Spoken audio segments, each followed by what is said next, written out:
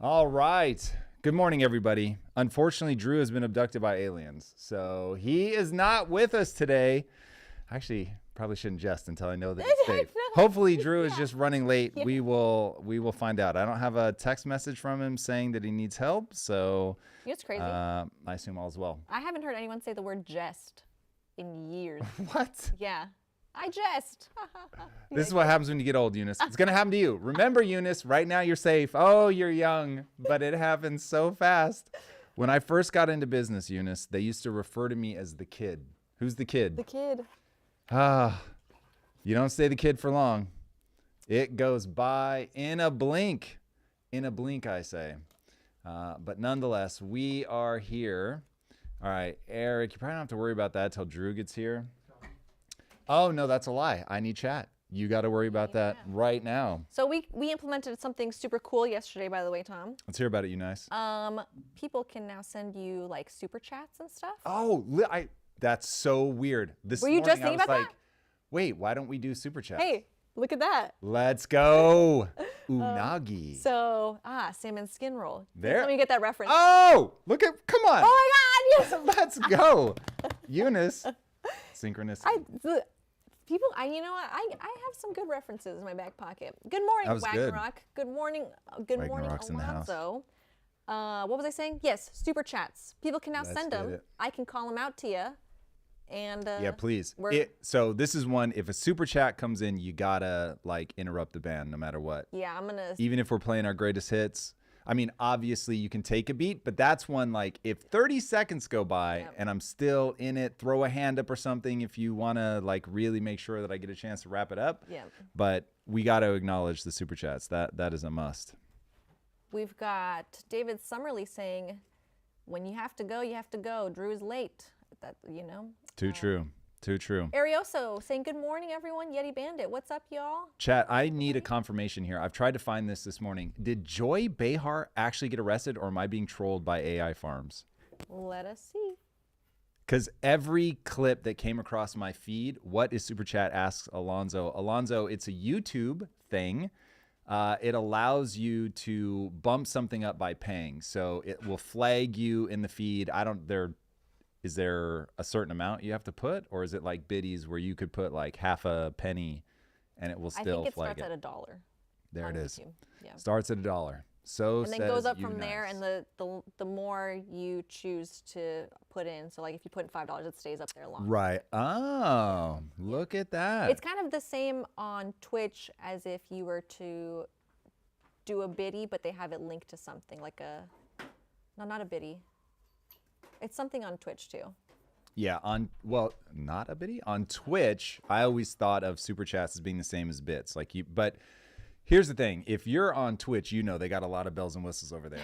It is muy bueno. All right, really fast. Wagnarok says, Tom, important question. Who will end up with the best movie career, John Cena, The Rock, or Batista? Oh, I have my answer. You throw sugar in the gas tank by saying movie career. So long term, I don't think Batista is going to last. He's gotten he's caught the eye of big people like Denis Villeneuve, but I don't know. I just don't see it. John Cena, I think, has a quirky enough personality that he could survive a physical transformation because all these guys are going to get old. And as they get old, the Herculean thing just is not quite the look. You need look no further than your boy Schwarzenegger to see at some point you got to reinvent. Otherwise, it just feels weird. I think he could probably reinvent so on a long enough timeline. But here's a problem. We're all running up against AI, which we are going to be talking about today. Woo! Grok 3 coming in hot with the game development. So anyway, if I were an actor, I would not feel good about a long-term career. The reason I like John Cena, is that he is tied up with your boy, James Gunn. And he's got a very interesting personality. But anyway, Rock is so far ahead, it's possible that just what he's already done is never surpassed because movies continue to lose their ground. So we'll see. Batista can win a Grammy? Is he a musician? Dave Batista? I don't know about that. That doesn't feel real to me. Is in Pixar 2X. Who is? Who was in 2 Pixar movies? I wonder if it's Anybody? Dave Bautista, because he was in a Marvel movie. Oh, he must be talking about. Guardians of the Galaxy. The Rock was in Moana. Oh, The Rock. Not Is that a Pixar, Rock but I think emoji? they What is corrected that? themselves. That's right. Oscar. Yes, Antonio. Could he? We'll see. But I think, man, if I can't imagine the level of stress that James Gunn is under right now, unless he just has all that swagger. Because if Superman tanks, holy shit, the whole reboot of the DC universe is dead before it gets off the ground.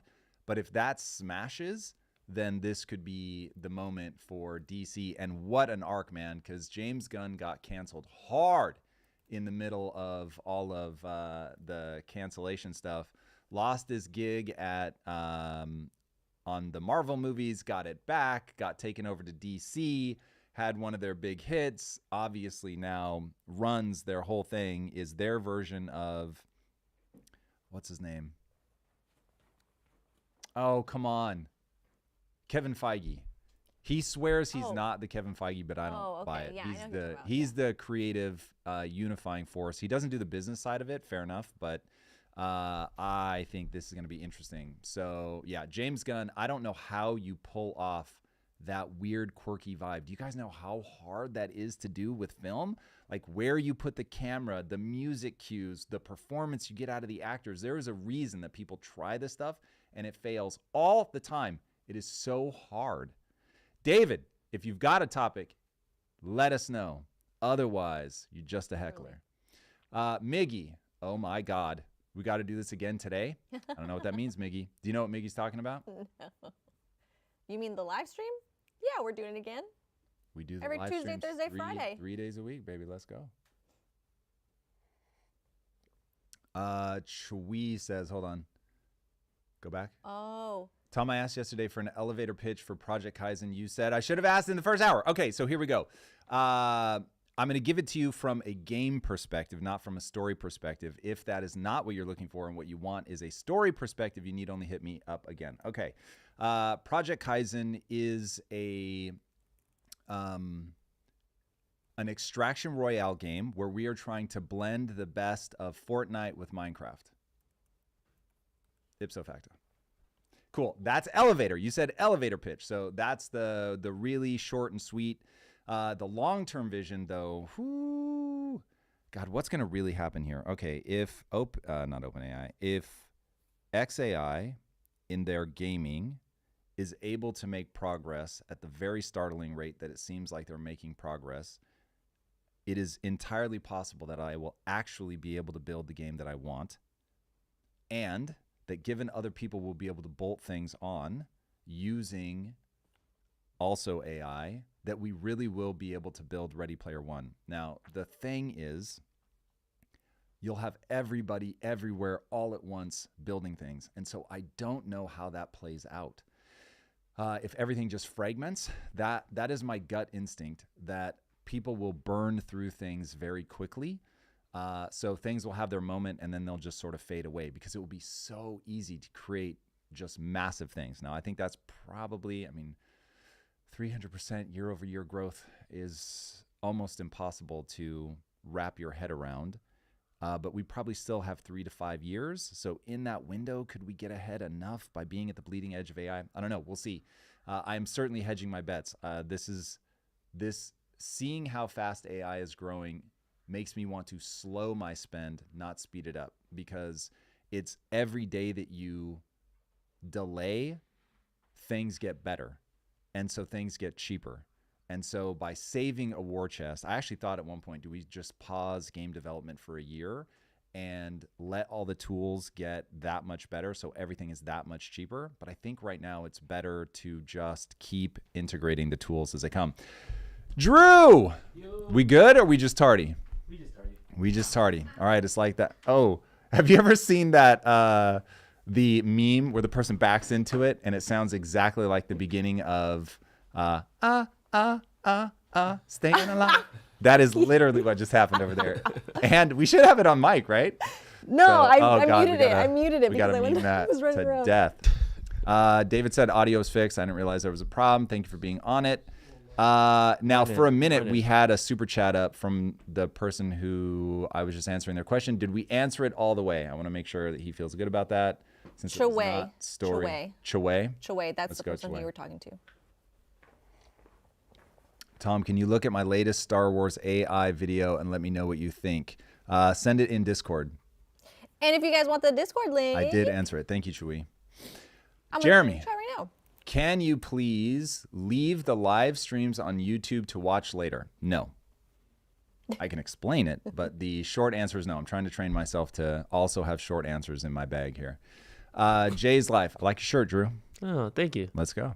It's a dope shirt. I also like that shirt, Drew. Antonio.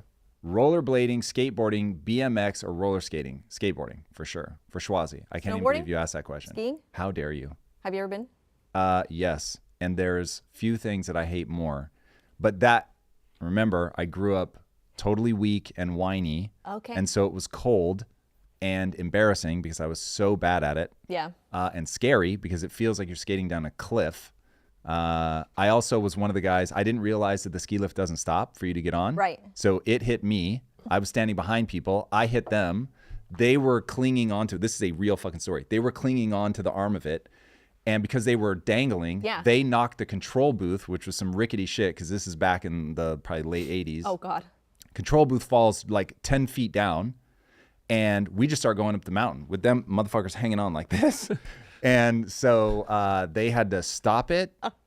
They must have brought us back because they didn't just hold on all the way. So after that, I don't remember. So it must have gotten safe. But yeah, I was like, fuck this. I did it twice. I hated it both times. Now, admittedly, I'm a little sad. Yeah. Because so my dad didn't know, because my dad didn't have a dad growing up.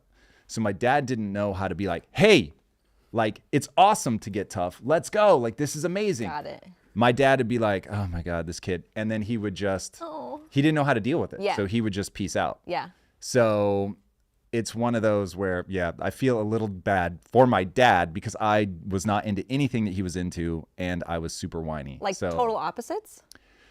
I wouldn't say total opposites, but my dad likes to work with his hands. He likes to work on cars. Like that was my dad's whole shtick. Yeah, that would be a little misleading. You know, my dad, I love my dad. We're finally close, but like as a kid, he was just into cars. That's the right way. Yeah. My dad was super into cars, and I was not at all. Still to this day, just don't find cars interesting in the slightest. I don't like getting my hands greasy. I don't like things that take obscene amounts of time. Like the amount of time it takes to disassemble an engine and then put it back together. Yo. So my dad loved all that stuff. And I was into video games.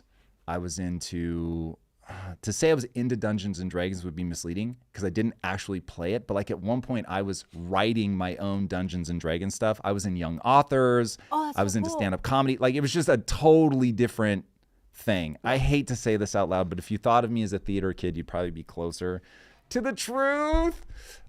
Certainly wasn't somebody that was under cars. So anyway, my dad hid in the garage and I hid in my bedroom focusing on stories. That was the truth of my youth. You were a nerd.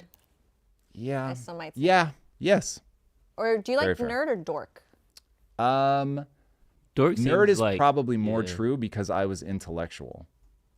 Okay. And so dork to me conjures you think it's more autistic-y vibes. Negative connotation? Yeah, dork for me, for sure. Really? Yeah. I feel like nerd wasn't that either, but growing up, like Revenge of the Nerds, look at the movie, was all about kids that were certainly on the outside. I was not cool, but intellectual, reading, on the debate team, like that kind of stuff. But I'm a terrible debater. You were on the debate team.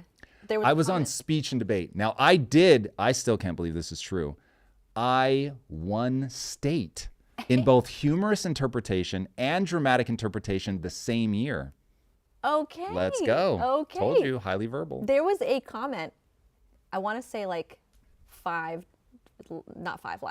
days ago or something like that when we first started. Someone was like, I just know Tom was on the debate team at one point. Yeah. I've said that out loud a gazillion times, so I'm not going to give him too much credit, but yes. Oh. I was on the debate team. I was not good at debate. I qualified for state once, but would get eliminated in the early rounds. Yeah. But the speech side, that I did well. Well. But then I also was in a AA school, so I was in the farm league. So take that for what it's worth. Flexing on his high school creds, Yeti Bandit. I never talk about this shit. It is so funny. I was in marching band, and I looked a fool. I'm gonna guess, Drizzy Drew, that you looked far cooler than I did. Oh no. What instrument were you playing? Saxophone. Saxophone. Yeah. This came later in life. Sax kids were way cooler.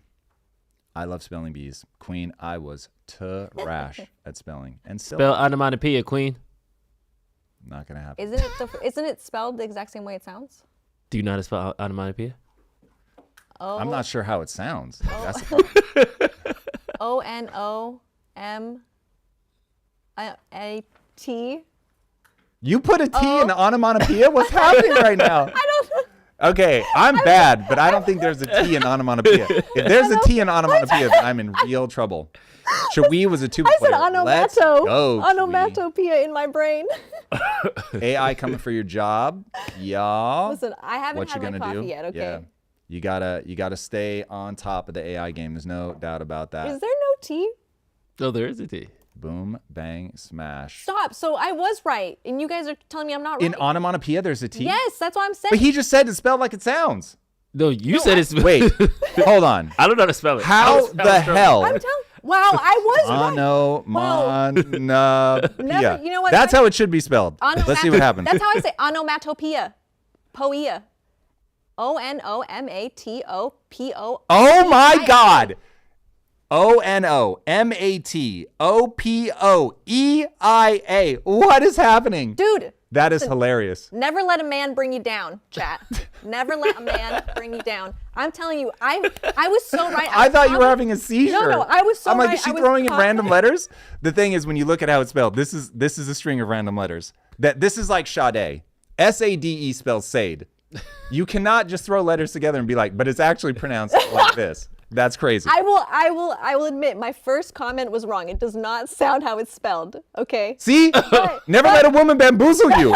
I was drug into her craziness. Let's start with that. But I was correct in the spelling. So Freakishly enough, yeah, this is the weirdest word I've ever seen in my life. I never heard that term, shalaborating. I love that live experience. That was so good. Dude, collaborating is the best. Shalaborating is good. It's what's funny is once you give something a name, now people got you. Yeah, Now people got you. So somebody comes at you with mansplaining, you're like, oh damn, I guess this is a thing. shalaborating. But you get to shalaborate. I like that one. My wife be shalaborating. Like every story, when this fractal talker says that somebody makes stories longer than they need to be, woo, you know this is a long story. My wife goes for it. She goes hard in the paint. Oh my gosh. What's the animal of the day on Eunice's shirt? You nice? We teddy bears? We teddy bear and we teddy bear. Let's go. oh, okay. Double teddy bear. I'm here Okay, for that. polo socks. Okay. Okay. That's giving me Kanye. Respect the drip. Was it College Dropout? Oh, you know yeah. what? Really Not bad. fast. Yeah. A, you're right. B, I never got an answer. Did Joy Behar get arrested or not? Does anybody I didn't know? see anything pop up on it when I searched it up. All right. So That's crazy. Doja's beginning. apparently Is 17 beginning hours the ago. ASI takeover. There's a YouTube video. Would we say that Doja's ASI? I don't know how to. That's real humans. Sorry, what were we saying? Apparently there's a YouTube video saying that she did, but it doesn't show anything actually. Like it's just like, oh my God, she got openly arrested at the airport, but it's just a bunch of clips thrown together. Yeah, and every time I hear it, it's clearly an AI voice reading it. So Yeah, that feels like a tell to me. Jethro, I listen to all kinds of music, all kinds, from country music, hip hop, heavy metal, industrial, all of it. I have a very broad taste in music, but I need it to be catchy. So Drew, if you like, weren't you making a pitch for jazz at one point? Didn't you and I already have this debate? Do you like jazz? I do like jazz. Yeah, I don't like jazz. That was me. So I draw the line at jazz. Because then I made the you like jazz thing, Yes. and nobody got that reference. No, but I still Yeah, don't I get know. that reference, Right. and I've already heard it. Mike Johnson poo-pooed the Doge refund idea. Say more, Lab Experiment, because that would be worthy of covering. Do we have a link? If you can give us a link, that would be amazing. Tibetan throat singing, Kula, in fairness, I don't get down with Tibetan throat singing. I know what you're talking about.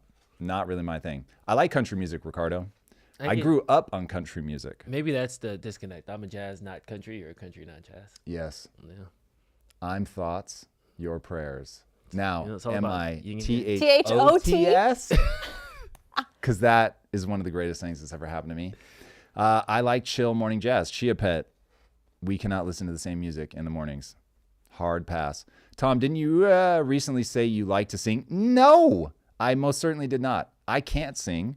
Do I like to sing? I mean, I suppose like shower like to sing, but I am not gifted at singing. Not in the slightest. Nobody wants me to sing. Aksha, welcome back. Tennis. Aksha is going for Tourette's Award again today. Elevator jazz, hard pass. Most country after 2000 is bad. I don't know that I agree with that, but only some of it makes my radar. Philly Vanilli, starting to recognize these names, boys and girls. I don't know any other streamer. This is a high risk one, I can tell. I don't know any other streamer with this sort of No, it's good. publicly engaging prep before stream. I really love this format and almost all of your views and convictions. Much love from Berlin. What's up, Berlin? Well, thank you. That is very kind. Very kind. Tell all your friends in Berlin to sub so we can make a Berlin tour. There you go. I've spent very little time in Berlin. Only stopovers. I've never been. Not even like a layover? Not even like a layover. The airport's nice. Eric, you have been? Oh, nice.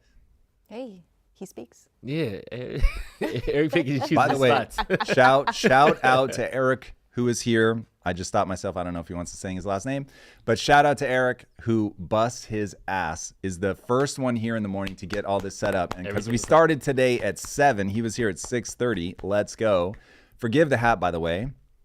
I don't know why. I knew we were starting at 7, and at 6:30, Lisa was like, I want to take the dogs outside, but I think people are going to be showing up. I'm like, you've got an hour. She's like, what? She's like, people are going to be arriving right now. I was like, whoops. We got to get ready. We got to get ready. All right, chat. You know, this first hour is all about you guys. But also, if there are things that you want to make sure that we cover in today's episode, now is the time. Not exclusively, and we're happy to. This is the time we'll talk about anything you guys want to talk about. But if you've got things that you want to make sure that we cover in the episode, definitely start dropping it. Have y'all heard of IPFS, Interplanetary File System? Yes. How else will we share files to people on Mars? I don't know that anybody's put forward an idea other than that, Chui. So I know this is a big thing on the NFT side of the world. Basically, you're storing things in little packets all over the place so that when you need that thing, you can very quickly reassemble it. I think that's directionally correct. But yeah, I don't think there's anything else on the docket. At least not that I know of. Shot by Esco. Top of the morning. Right back at you. Alejandro, do you mean Krull? K-R-U-L-L? Because I don't know of a movie named Kull, but I do know Krull. What do you think about trickle-down economics? Yes, indeed, I do believe he is speaking about Krull. When will there be a remake for that? Probably never. I don't think that was exactly a big hit. That was back in the straight-to-video days. What do I think about trickle-down economics? Here is the reality that trickle-down economics works-ish. You have to build the soil in which the economy can thrive. And the reality is, if you make it so that people running companies want to pull back, then jobs start getting cut and all of that. I think when people hear trickle-down economics, what they want to believe is that the lower class and middle class become wealthy. And trickle-down economics is never going to work like that. But you do get people beginning to expand their businesses, hiring people, investing more. And so you do want that. But the only way to get wealthy is to make a very concentrated bet and to be right. That can come in the form of the stock market, and you against every piece of advice I will ever give you, you put all your eggs in one basket and end up getting it right, or you build something. And then the great irony is there's no money in operating a company. Okay, let this one sink in. There's no money in operating a company. The money always comes in the sale of the company. So I was doing hundreds of millions of dollars in revenue. I was worth personally hundreds of millions of dollars. And I was driving a beat up Ford Focus with a leaky exhaust. All the money was going back into the company. When you're growing by the rate that we were growing, you're funneling everything back into the company, back into the company, back into the company. Now look, like I said, I started feeling rich when I was making $500,000 a year, and I did do that out of operations of the company. So when I say there's no money, I mean, you're not going to be pocketing millions and millions of dollars. Now, every now and then you'll get a company that's privately owned, and so they'll start paying themselves huge dividends. It does happen. It's just not super common, which is why you'll hear people say there's no money in operations. That you're going to build a company. Ultimately, you're going to capture the value when you sell it. It's one of those, it's not strictly true, but it's close enough to true that you get that phrase. And that's the right way to think about it. So if you're trying to be an entrepreneur, the odds of you being able to pull money out in the early days is very, very low. It's going to take you years and years and years to get to the point where it's kicking off enough additional capital that they're taking up money. Now, I say all that and the idea of trickle down economics, that you want to inspire the people running the company to reinvest into the company so they can hire more people. But that's going laterally. It's not that you're paying the people in the company more and more and more money. So take that for what it's worth. Stream is good for me. Sounds like some people might be having an issue. That was just me. Because on my end, I'm watching both of them. So maybe I'm watching. That's a good question. All right. I don't know how to say this name. Aes. Tom, what do you recommend for people who are trying to do a crowdfunding campaign for the first time in their lives? So you want to do research. Go on whatever platform that you're on. Look at the ones that are most successful. Focus as much as you can on people that are in your same area so you understand what people respond to. Whenever you're doing something new, you want to ask a very simple question. Has anybody done this well before?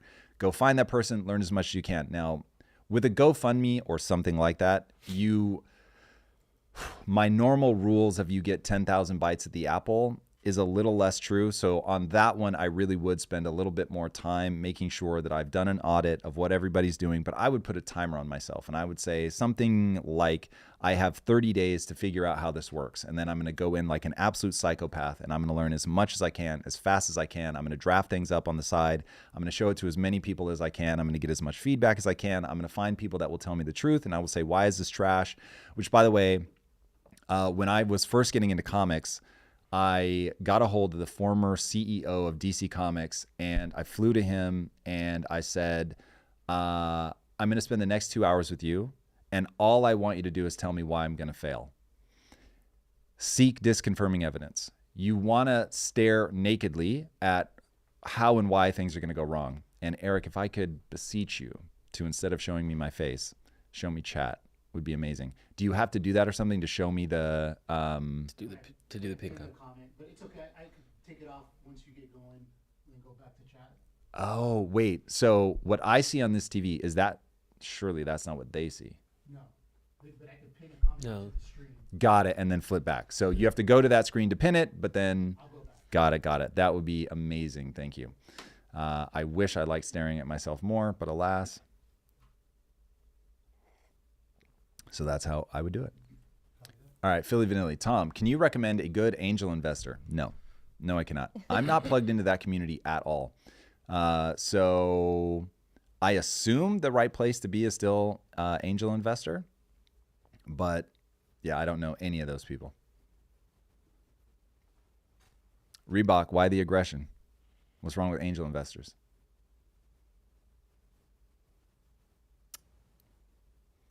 Steve Bannon needs to be ignored away. Is he popping off about something?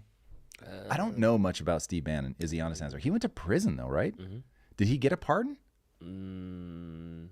Yes, I believe so. Chat? Can we get confirmation on that? Yeah, he got out this year. So I put the link in the Tom Bilyeu Show for the, what is it? Mike Let's Johnson. take a look. Mike Johnson link. Thank Tom you. Bilyeu Show. That is from Lab Experiment on YouTube. Popping over on Let's Discord. go. Thank you. Thank you, Lab. my Slack is like acting weird. You Slacked it, you said, right? Yeah. You know, my whole internet today is acting. Yeah, like nothing's It's updated. acting up. Yeah, I was gonna say, I don't see it yet either. We've got a super chat from Let's go. Nav. Thank you. They said, get Dan Pena on the podcast.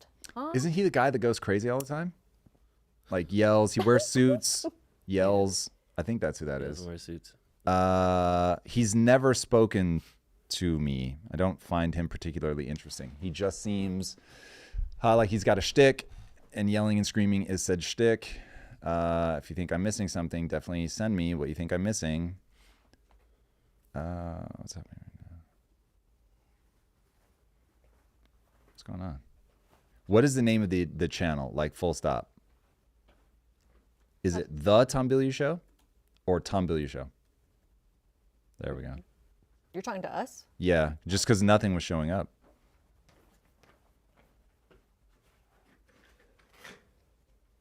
Okay, here we go. Mike Johnson link. Tom from Lab Experiment on YouTube. Let's go. We've really got to make it so they can hear when I listen to something. And I don't have to deafen myself. I'm just going to crank it. Forgive me, Chad. I got to speed this up. Back to the American people in the form of what he called Doge stimulus checks. Something like 20%. How would that work? Well, look, I mean, politically, that would be great for us, you know, everybody check, but really, we have to think about that. That's just everybody's attention. Yeah, everybody look up. I know.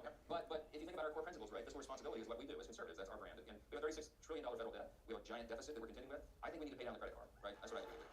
Facts. The president said that a percentage of Doge savings could maybe go back to... All right, so he's basically just not going to whip people up to get them to vote for this. That's what we're taking away from that, I would assume. He's not wrong, but I think that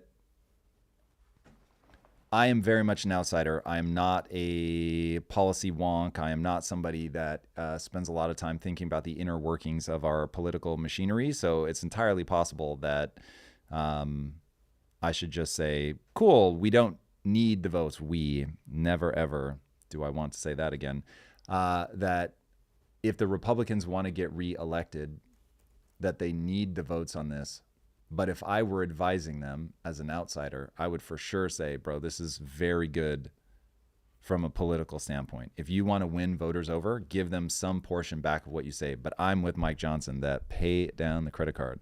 Pay down the credit card. But if you lose the elections to people who are less fiscally responsible, that's not good. And I have hated the pushback on all the audits. It just seems crazy to me. Max Kaiser. I don't know Max Kaiser. Is he crypto? I think he's crypto.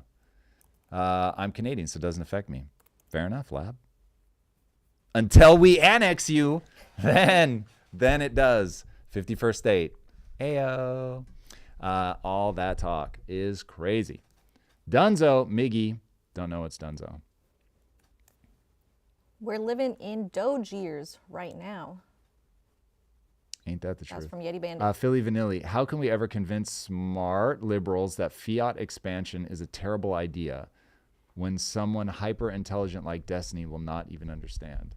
How do we convince smart liberals that fiat? Wait. You pinning that? Thank you. That fiat money expansion is it. Destiny is for fiat money expansion? That doesn't seem true. Is he just not as worried about it? Does anybody have a clip? Oftentimes, this is why people need to speak in values. If people tell you what their value system is, so Destiny strikes me as somebody who is very sincere in his beliefs. He certainly is smart. I'm guessing now, so I can't steal man because I haven't heard him talk about this. But if, from what I know about Destiny's thinking, how would that go? This is a wild guess, but something like unleashing innovation is the right answer. Making sure that people have the entitlements that they need so that there is a social safety net so that we're not just hanging people out to dry. That is the right area to focus on. And so if we need to, in the short term, print money so that we're able to make sure everybody's taken care of and then get the reduction of the debt accomplished through the unleashing of productivity growth, man, I don't know. Probably not even worth guessing. I'd have to hear him talk on it. If somebody has something where they've seen him directly say about money printing, I'm all for it, or deficit spending, I'm here for it. If I may add, Please. Philly Vanilli said, "Yeah, Destiny said it on your own show." He talked about printing money. That's what Can Philly we Vanilli pull said. the clip? I'm like, he doesn't. This is where people run into my memory limits. Man, I clear the cache after an interview. Do you remember? It's the deficit spending isn't as big of a deal that conservatives make it seem, and that. But does he give a reason why? Philly it's not Vanilli's as going to big pull of the a deal? timestamp. They said Oh, in that'd chat. be dope. Thank you. Thank you, Philly Vanilli. You're the And man. also, real quick, shout out to Yeti Bandit for subscribing for 5 months on Let's Twitch. go, Yeti B. Thank you, Yeti Bandit. Yeti Bandit. Yeti Bandit is part of the core group that got us into the streaming game in the first place, man. So shout out ones. to Yeti Bandit. Day ones in the extreme, all capital letters, most appreciative. Ricardo, Destiny's point is that debt should be a percentage of GDP and not a sum amount. Countries like Japan have a greater debt in percentage of GDP. Okay. So look, I get the Japanese argument. You go to Japan, Japan is amazing. The bad news is that Japan is a sitting duck if China ever decides that they're going to get aggressive. Japan is not innovating on the world stage. So it comes down to state what your values are. My value is not innovation over everything, but innovation as a paramount value.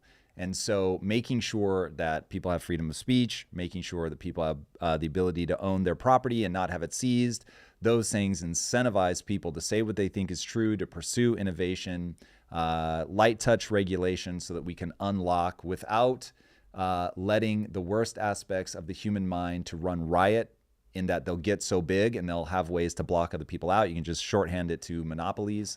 You do want things to protect against that because there is a winner-take-all ability that can create real stagnation. But there's a reason that people have referred to Japan as being stuck in this never-ending cascade of lost decades, because they just cannot get out of stagflation. So while I agree that you go to Japan and it's like, oh, hey, it's a lovely place, they're not able to create the kind of cultural energy that we're able to create to unlock the growth, unlock the innovation. And so if you don't care about that, then it's a great thing to point at. For me, I'd be mortified to see America fall into that. It's a little bit how I feel about looking at Europe. The only thing is at least Japan, not at least because they're going to have real problems, but they've so far avoided the immigration problem. Now we'll see, because they're going to have to start bringing people in because their birth rates are so low. And I'm here to bring in a super chat. Let's that go, we just Jethro. got. Jethro says, why is Marvel Comics making movies better than DC Comics, according? What do you think DC has to do to make better movies? And how do I learn comic book writing as someone that studied economics in university? Okay, so the reason that Marvel is making better movies than DC is what I'll call the great man theory of history. It is unprecedented what, and I just said his name earlier, and now I'm blanking on him, Kevin Feige. It's unprecedented what he's done. It is the one time, would I say I was starstruck? No, but I embarrassed myself the first time that I saw Kevin Feige in person. I literally pointed and said entirely too loud, "That's Kevin Feige." So that is extraordinary what he's done. And people eyed him back as early as the original X-Men. So he's just an avid comic guy, very smart, and getting him with his level of understanding and his ability to create consistency across all the movies, to attract the right talent, has just been unbelievable. And they went really pop music. So if you think of the type of movie they made is like meant to be catchy, it's really digestible, it's going to play well in America, it's going to play well in China. Like, it is the fastball down the middle of movies. And DC went way darker, edgier, heavier themes, and that's just going to isolate a lot of people that they are just not into that kind of thing. So yeah, they did a phenomenal job of having consistency, of having 100-ish years of incredible IP in the right hands, done in a way that speaks to the masses. So that's why the James Gunn thing is going to be interesting, because James Gunn is a very specific flavor, which is important because you have to be different and better. If you're going to go up against Marvel, you can't just be just like Marvel. So he's different. I just don't know if his brand of humor is going to be universal enough that when it's the main course, if people are going to be into it. And that's what we're going to find out. So putting Superman in his hands, if it's too quirky, I think that they will struggle to have the kind of grand success that that Marvel has had. And I think that there's a reason that Aquaman was a big performer for DC, because that was their fastball down the middle. And so they did a great job and smashed it because of that. So we'll see. I think there was a second part of this. Oh, how do you learn to write comics? Work with ChatGPT. For real, for real. So there's plenty of things out there that you can read about how storytelling in comics needs to be very economical. You want to keep very few words per panel. You want to keep things moving. But work with chat and just say, chat, tell me, what are the 5 key concepts of writing a comic book well? And it will give them to you, and they will be amazing. Work with chat on an outline and say, chat, I'm trying to do a comic in the style of, and here's my outline. Now, you're going to have taste. So because it will give you garbage. And you're going to have to be like, no, not quite like that. I'm looking for something more like this. And please keep it in this traditional structure. And then as you do that back and forth, the outline will get good. You're not never. As of today, you will not be able to just say, write this for me. It will give you the cheesiest shit in the world. But it's very good at structure. It's very good at, like, if you say, tell me why Jim Kruger's arc on whatever comic is so revered, and it will break it down. And it'll be like, okay, these are all the beats. Or if you say, compare Western comics to Japanese comics, or compare manga to manhwa, and it will give you all of the breakdowns so that you can then pick the style that you want to write in. And then doing that back and forth is very useful. Tom, please congratulate my fiance Jade on getting into the nursing program. Let's go, Jade. Let's go, Jade. All right, DreadCon's Piracy. We're here for it, Jade. Let's go. My mom. That's amazing. First of all, nursing, much love for that. We're all, sadly, at one point or another, going to need them services. So anybody that pours themselves into that has my love. So thank you, Jade, and congratulations. Are there any AI automation frameworks that y'all are using? You're going to need to get more specific on the framework side, Chui, but no, AI automation I have not yet started doing that. I think that that's going to be a big deal, though. So check back in a couple weeks, and hopefully I will have a chance to look at it more. Yeti Bandit's sister is also a nurse. Let's go. Yeti Bandit, shout out to your sister. Pedantic, N8N. I don't know if somebody's coming for us over something. It's another spelling word. Kane. Isn't N8N like Notion? Part of Notion? I don't know. Oh, okay. Really fast, Kane. I don't get adults' love for comics or video games. This show is not for me. Fair enough. Peace out, Kane. Hope your day is wonderful nonetheless. Make.com. Where'd that go? Make.com or N8N are pretty user-friendly. Gonna have to look at it. Make.com is the one that got on my radar, but I haven't used it yet.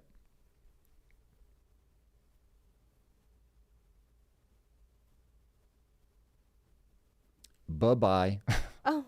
Comic Crusaders. Maria, I've been starstruck by the Danish queen. I tried to wave. She never waved back. Face red droopy eyes. Uh-oh. It's an emoji. You can't see it, I guess. Maria, I'm sad for you. They're asking if you've ever been starstruck by anybody. The closest I came was when I saw Kevin Feige and what's his name? The Disney CEO, Bob Iger. Bob Iger. Yeah. Okay. And I may have lied in my story earlier. I think it was Bob Iger that I embarrassed myself in front of, but they were both together. So my brain is now confusing the two. And people want to know, what shoes are you wearing, Tom? These are some LeBrons. We need to make this the segment. These are some Tom LeBrons. shoes. Oh, God, you guys are going to make me waste so much money on shoes if we do that. What the dogs got I on. really can go full fashionista, so we got to be careful what we wish for. I had a couple-year arc where I was a psychopath, an absolute psychopath. Like, go to Tokyo, not entirely to shop, but almost. Like, it was a little crazy. It was getting out of hand, chat. It was getting out of hand. Shoe cam. I don't think we want that. You're all for fashionista Tom. You think that until I show up with a white glove, and then you're like, what is happening? No, we want it. But no, I go that hard in the paint. We said I'm we not gonna wanted lie. it. Like to the point where my wife would be like, "You are making me very uncomfortable right now," and I just don't give a fuck. This is where I think people are gonna wish that I was a little more influenced by peer pressure, because when I go hard. What are your thoughts on Elon and Ashley? I actually know very little about the Ashley thing. Can you bring us up to date, chat, or Drew, or Eunice, if anybody knows? Like, is she's coming in hot? Like, is she mad? I thought they were together. They're not together? It was a lover baby. Sure, Love it, but like, baby. is she calling him out for something? What's happening? Give me the 30-second recap. Also, Is this on? while you're I'm sorry. looking yeah, for while the- you're waiting for that, while Drew's searching that up, what's happening right now? I just put in the Tom Bilyeu Show Slack the time code That's it. of the Destiny clip. All right, let's Philly go. Vanilli is referencing. Let's go. Here Thank we you, go. Philly Vanilli, for putting that in the Discord. Okay. A lot of help. This will take me right to the The time stamp code. because there's Yep. no actual time code. Oh, Bro, you the got worst thing is I have a premium account. That's I'm crazy. just not logged into it. It would be the end of the. It would be the most destructive What and you're damaging thing you thinking could ever is, do. what would happen if we switched over like Doesn't that? matter. There's a reason why. Why do you think no country in the world doesn't utilize central banking principles? Do you think everybody's making the wrong choice? Yes, I think everybody's okay with the debt cycle. The debt cycle ends in so much blood and despair. Everyone just hopes it doesn't happen to them. Has the debt cycle I produced could perspective? almost look beyond if it weren't for the fact that the whole time they're stealing your money from you and they create. And this is the thing that I'm actually railing against and I'm morally outraged by. The average person is never going to get to understand the fucking stock market. And stop asking them to. Stop turning everybody into a fucking gambler, which is what they're doing now, because you are going to lose. All of a sudden you realize if I save my money, I'm losing money. I don't know why, I don't know how, but suddenly groceries are getting more expensive. And so people just know saving your money isn't going to work, and it won't work. And the second you make it such that people cannot save their money, you have done something, in my opinion, that is completely immoral. So you have to give people, even if you want to fuck with fiat currency, you have to give them a way that they can save their money that can't be inflated. And right now, they don't understand they need to go buy gold. They don't understand that they need to go buy crypto. So I'm trying to protect the average fucking person that is never going to figure that stuff out. And so up until 1971, the dollar was pegged to gold. And hey, we were doing just fine until we broke that. And people look at the stock market and they're like, bro, the stock market's up. Just put your money in a 401k. You're going to be fine. No, you're not. You're just keeping pace with inflation for the most part. There's some nuance there that we could To be clear about something close, right? Misery index inflation is approximately like misery index would be your portfolio gains less inflation is like about like 7%. Like your annual historic average returns on the market should be around 10%. Inflation should be around like 2.5, I think, right? You're not just keeping up with inflation if you're running Inflation should be zero. In fact, it should be going in the opposite direction. deflation. Yeah. Okay. So you think deflation would break the economy? Destroy the economy. I would devastate us. Yeah. So God, people do not understand deflation. So there is crisis-induced deflation that is a fucking nightmare and is a result of a bad thing happened, and now you're having a catastrophic problem. And then there is technology gets better, and the government prints trying to match the exact amount of additional output that innovation leads to plus 2%. Okay, that's what's actually happening. And people think that the world comes to an end because all this amazing shit is happening, all this innovation is happening, and everybody's just going to pump the brakes and say that I don't want to do it. Now, look, I admit, you know me, strong convictions loosely held. There is an upside to the fact that when you have inflation at roughly 2%, people do spend money. This is something called the velocity of money. So you get money to move. Now, what you have to do to get that money to move, though, is fucking steal from everyone. And so this is where, hey, everybody, put your values out on the table. My value is the average person gets poorer over time. You end up splitting like this. The rich start getting richer, the poor start getting poorer, and you end up in a fucking war. Or you have the French Revolution where people are literally getting their heads lopped off. This happens over and over and over and over and over and over and over. Ray Dalio studied the last, 2,000 years with a hard focus on the last 500. It just fucking loops. You get to the end of the debt cycle and it is all bad. It is all bad. It is all bad. And who are we eating alive? We're eating alive the average fucking person that is never going to figure out the stock market. So anyway, Destiny is very smart. I think he is wonderful, and I'm very glad that there is disconfirming evidence. And let's see if he gives something that I ignored that really is going to make me change my mind here. Let's see. There's not a single country or economist in the world that disagrees with me. There's a reason why no country on the planet aims for inflationary cycle or aims for like having a gold standard back of the currency. okay, well, first of all, you look at the amount of gold that's being purchased right now by BRICS and China. Well, China's part of BRICS anyway. It will be interesting to see if they are moving to something that is going to be paid. Because if you don't, what ends up happening is But I don't understand what the argument is there. Yes, people that are close to the money, they are going to want to manipulate the fuck out of the currency. They cannot help themselves. And the only way to do that is to break the attachment to any sort of peg, gold, whatever, so that they don't have to ask the people's permission to spend fucking money. So far, I'm not missing anything. If I may add from Philly Vanilli. Say it again. If I may add from Philly Vanilli. Please. Said, Tom, exactly. So if Destiny doesn't get it, how can we ever turn around? You can't. So, oh God, we are all automata, my beloved people. I can't stop myself from railing against this. Other people can't stop themselves from wanting to do it. And so the cycle continues. And literally, all I'm going to do is pretend that that isn't true. In a second, I'm going to take the thing from Men in Black and I'm going to flash myself. And I'm going to forget that I'm an automata that can't deal with this. I'm going to forget that it is impossible to change people's behavior at scale. And we're just going to go about our merry way. That just is it. This is why Elon Musk's gamer tag is fatalist. Don't sit in the sadness. Don't sit in the sadness. Yeah. Now, here's the great news. Here's the great news, everybody, that you can still enjoy the party while it lasts. You can enjoy the party while it lasts, Drew. And right now, we are the world's reserve currency, and maybe we've got another 50 years on it. Dance while the music's playing. Let's go. Let's go. Dance on him. Hey. That's what I'm talking about. Bitcoin solves this. Nick, if you were here, I would actually bite your eyes out. Oh. So he's not wrong. Nick, you're not wrong. You know you're right. It's the bite. But knife. Nick, how many people understand it and will take advantage of it? This is like being on the Titanic.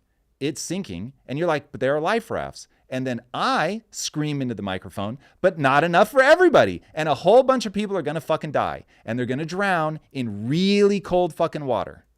And so that sucks.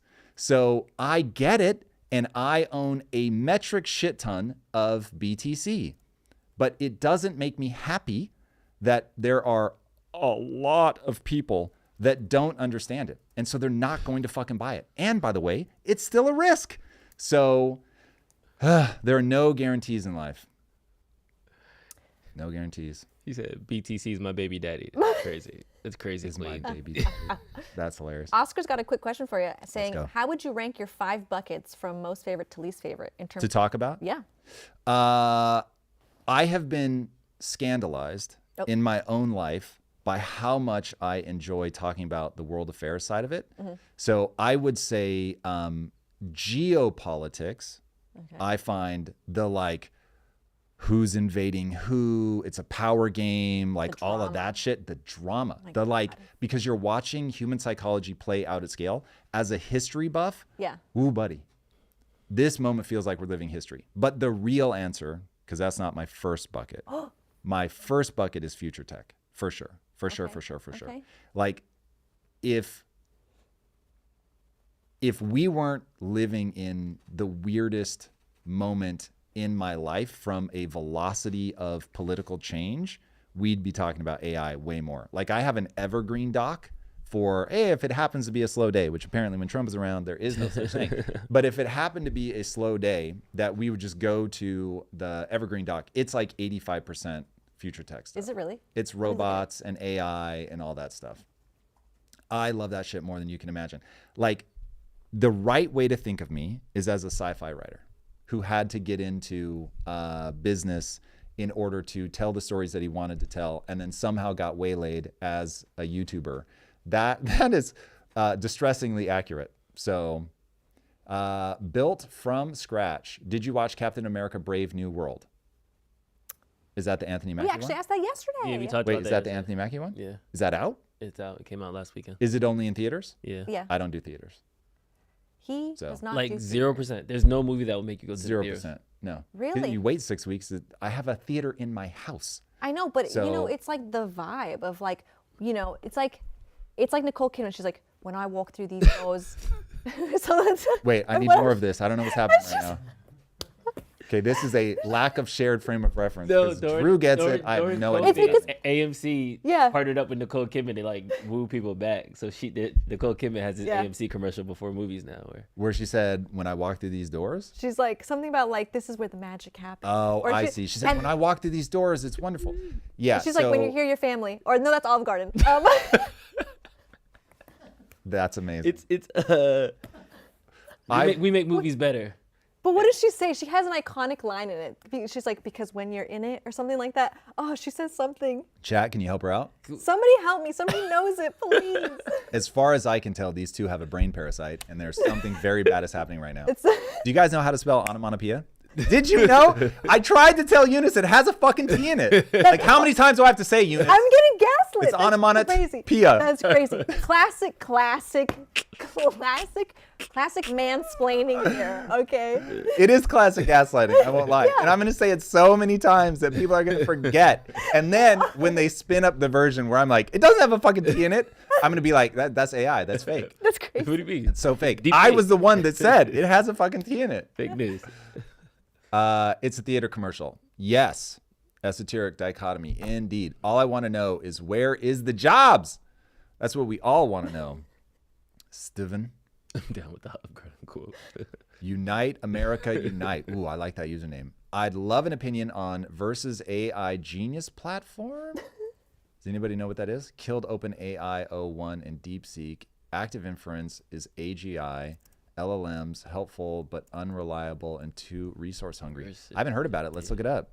Versus AI's Genius platform. All right. Unite America Unite. We got you. We're looking it up right now.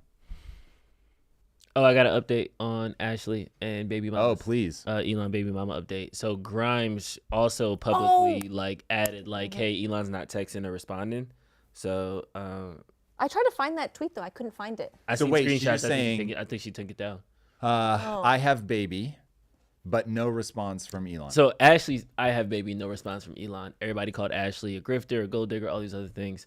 Now they're bringing up Grimes' same tweet a couple months ago that said the same thing. Got it. So Elon has his babies. I mean, bro is doging hard. Yeah, but you got kids. But this is what I'm saying. You have to isolate people into buckets. You cannot take Elon Musk's advice on kids and family. You can't do it. Oh, no. Like, it's crazy. Yeah. So this is, hey, everybody, public service announcement. Make sure you articulate to yourself what your value system is. So the way that he is around that volume of children is all that matters. That's nuts. That is fucking nuts. But at the same time, I don't have any kids. So what's your value system? If your value system is you have a moral obligation to the world to have children, I'm not the guy to take fucking children advice from because I don't have any. Cool. But does that mean that everything I say is useless? No, it does not. And if you act like that, then you are going to blind yourself. Forget me. You're going to blind yourself to a gazillion other people out there that have incredibly useful advice in one narrow niche. Figure out, this is my favorite Bruce Lee thing. Take what works, discard the rest. All right, Truth Devin has a super chat. Whoop, whoop. Super chat's in the house. Let's go. Have you ever thought of adding news about the entertainment industry like manga, comics, and games on the Tom Bilyeu Show? It's outside of our official buckets, but it is inevitable that I will talk about it simply because we are building a video game. So I pay relatively close attention. Eunice is a game freak, hardcore, proper gamer, can actually claim it to the detriment of her social life. No. And That so was you can crazy. always count. I'm going hard on you. The compliment took a turn. But it's true because I think the reason that I will often get attacked by the gamer community, this is a prediction, is because I game for sure. But I'm not a gamer in the way that I think people define it, meaning I'm not going to play every game that comes out. I have a limited amount of time dedicated to playing games, and I'm going to play the games that make my marriage better. And so I zoom in on, for years, it was Destiny 2. That was it. In fact, started Destiny 1, then became Destiny 2. Then it switched over to Fortnite. So basically, the only games I play are Minecraft, Fortnite, and Project Kaizen. And the reason that I play Minecraft and Fortnite is those are the games that I play with people in my family. And that's it. And so all things in my life have to work double duty. That just is. I got a whole thesis on that. Tom needs a Pix system for movie delivery to his home theater. Do I? Oh, yes. I'm not sure about that. Straight to AAA movies. Yeah, there was a service that offered that right before COVID. And we really looked at it. The guy was a total nut job, but it was Red Carpet or something like that. I forget the exact name of the service. We had a different one, for a while, and it was just like, if you wait 6 weeks, it comes out on normal fucking streaming. Well, it's like a formula. If it does under 50 million, 28 days, 50 to 100, it's like 45 days, over 100, then they do the full 90. Because they also have to have the home entertainment like window. That that is so dope. Oh yeah, I used to work at Peacock. Let's go. Yeah. Peacock. I would like, just random poll, raise your hand if you've written a musical. Sheesh. Look at that. Come on, everybody. Drew Waters, Run Deep. I'm telling you right now, I had to, Drew. There's going to be more. We're going to drip out Drew's freakish amounts of talent slowly over time, everybody. He won't do it himself, so I'm going to do it for him. No Skid says, I'm learning AI and want to build things or work in healthcare AI. Where I'm at has no opportunities. What will you recommend I do? Okay, so don't worry about if there are opportunities that are being given to you. Grab the world and force it to accept how amazing your innovations are. If you can create things that the world does not already have that they value, you can get attention from anywhere. So no one is coming to save you. Do not wait for anybody to create opportunity for you. Create it for yourself. That is the for sure answer. Kings can do anything, says Queen.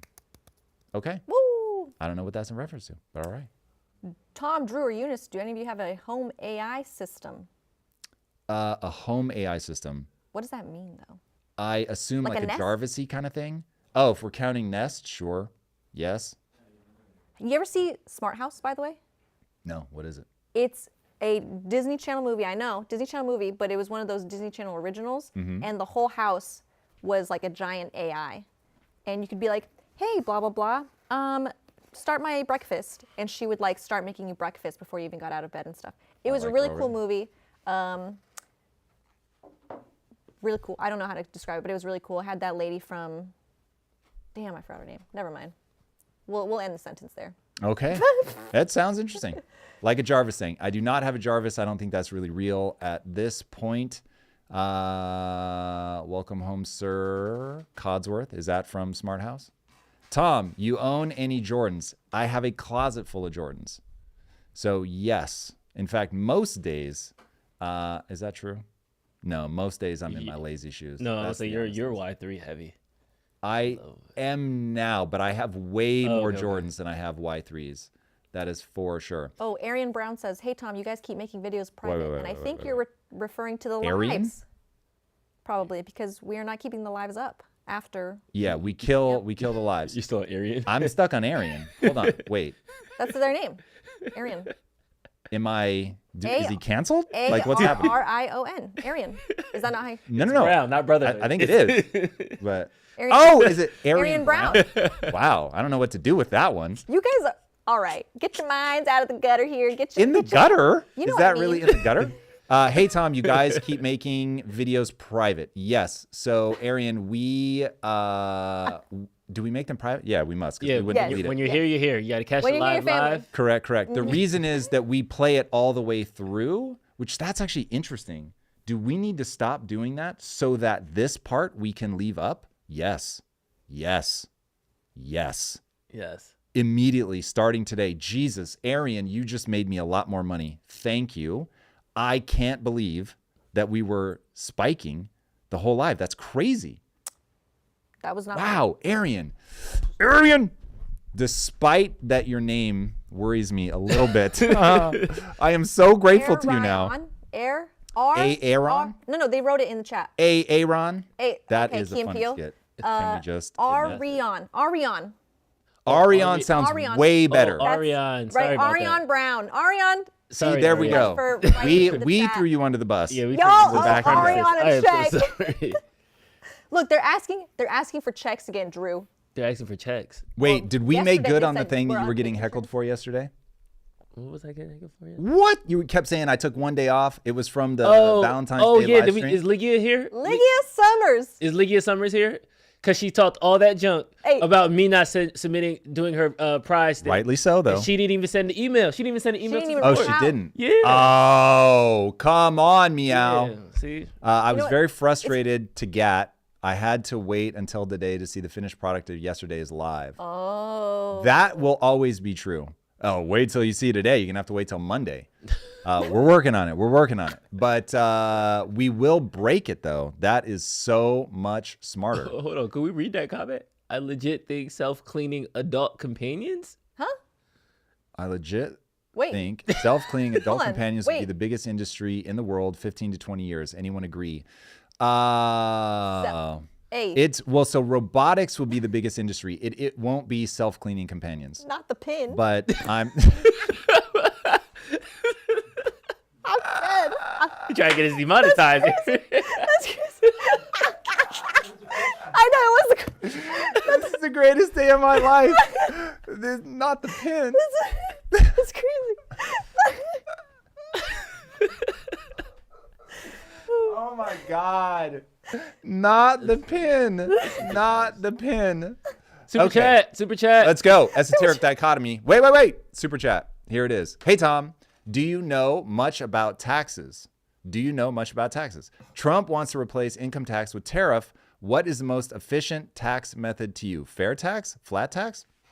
Okay, so not being an expert at all, but I'm all for novice people throwing out their ideas so that we can see if there's anything there. Here's how I think about tax. You want to simplify the tax code wildly. If you want to talk about the rich need to pay their fair share, simplify the tax code. Don't give any loopholes, literally for nothing. Just say this is how much somebody gets taxed, and then tax people that amount, but keep it as small and reasonable as humanly possible. We do want a government. The government is a very good thing. The government can get way too bloated, and it has. The government can be very wasteful, and it is. The government can do things like steal your money via inflation, which they do, but nonetheless. Inflation. Yeah, hit it. But nonetheless, I do really, I like a nice light touch government. Okay, so having said all that, simplify the tax code, make it so everybody can see it. Modernize it so that you're not doing this thing of how much money do you think you owe us? And then you go, I think it's this much, but is it that much? We're not going to tell you until you submit your return. That is crazy town. So simplicity, as small as possible.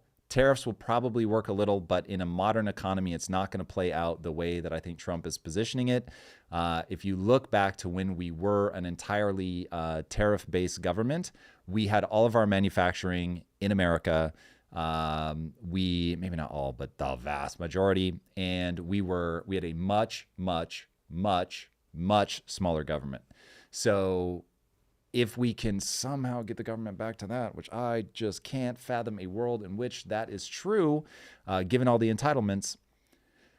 So yeah, that is how I would approach taxes. Tariffs will not be the one-size-fits-all panacea fix that we want it to be, but it is meaningful.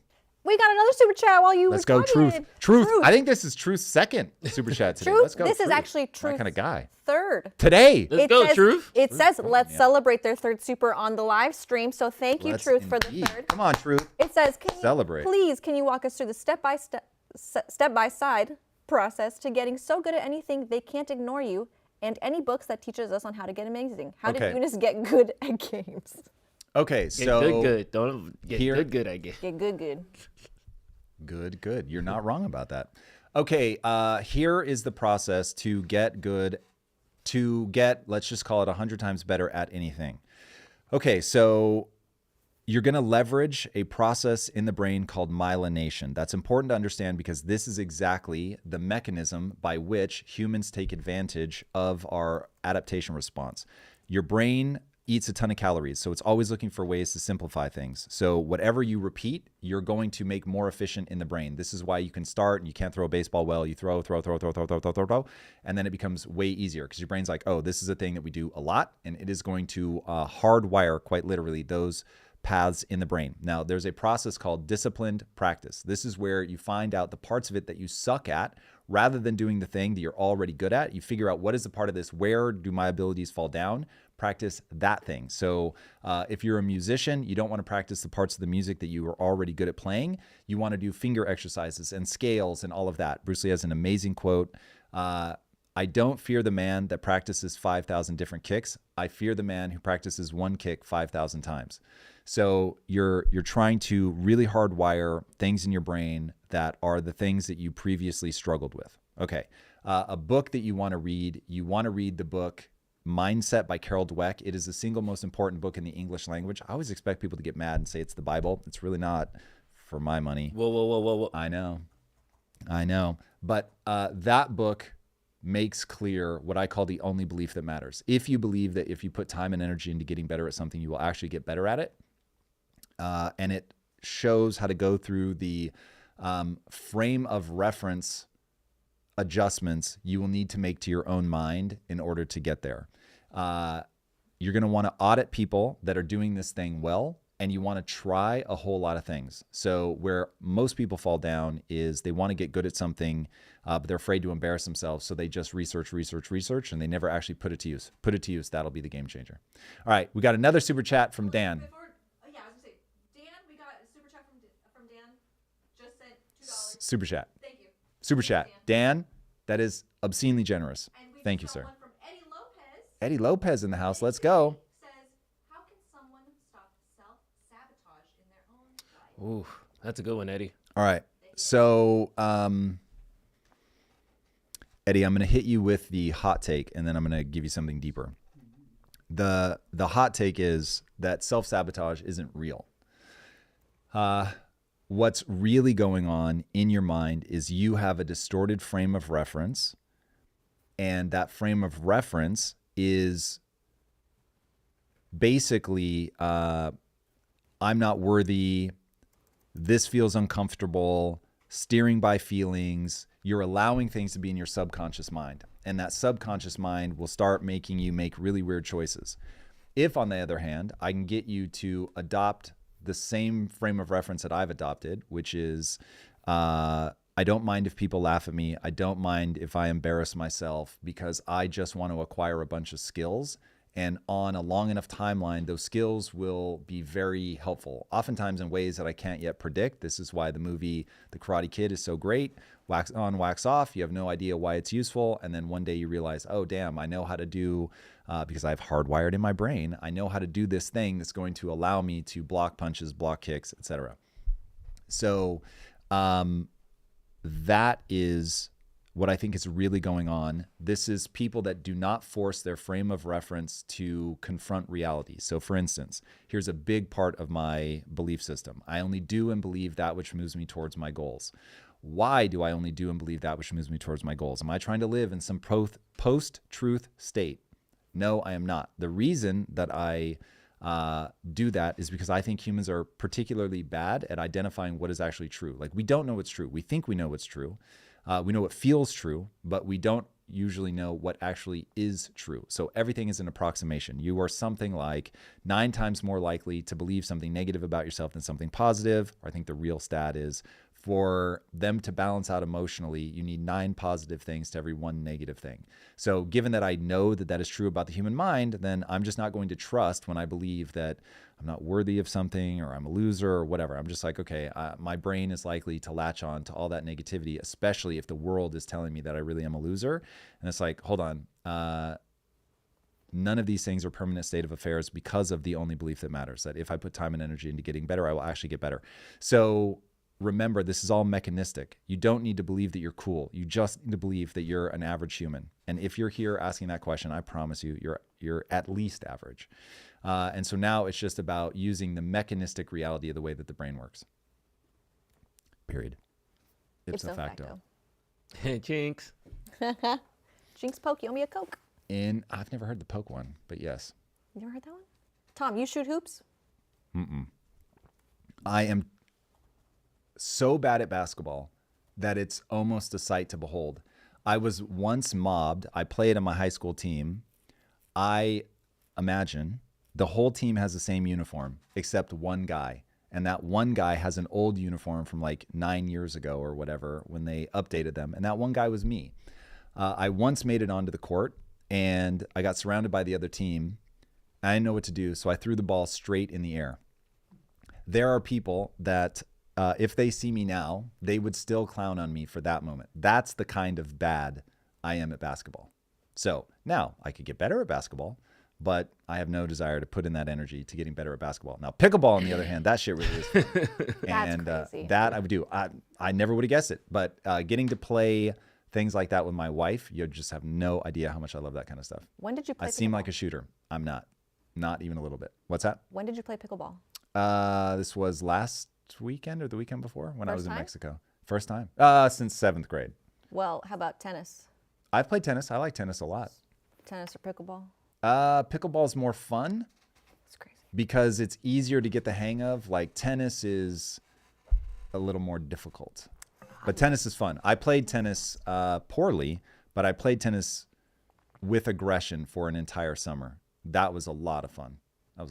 Shout out to that crew. Drew, do you shoot hoops? Shot by Esco wants to know. I used to play growing up, and then I got cut from my 8th grade team, and I never played again.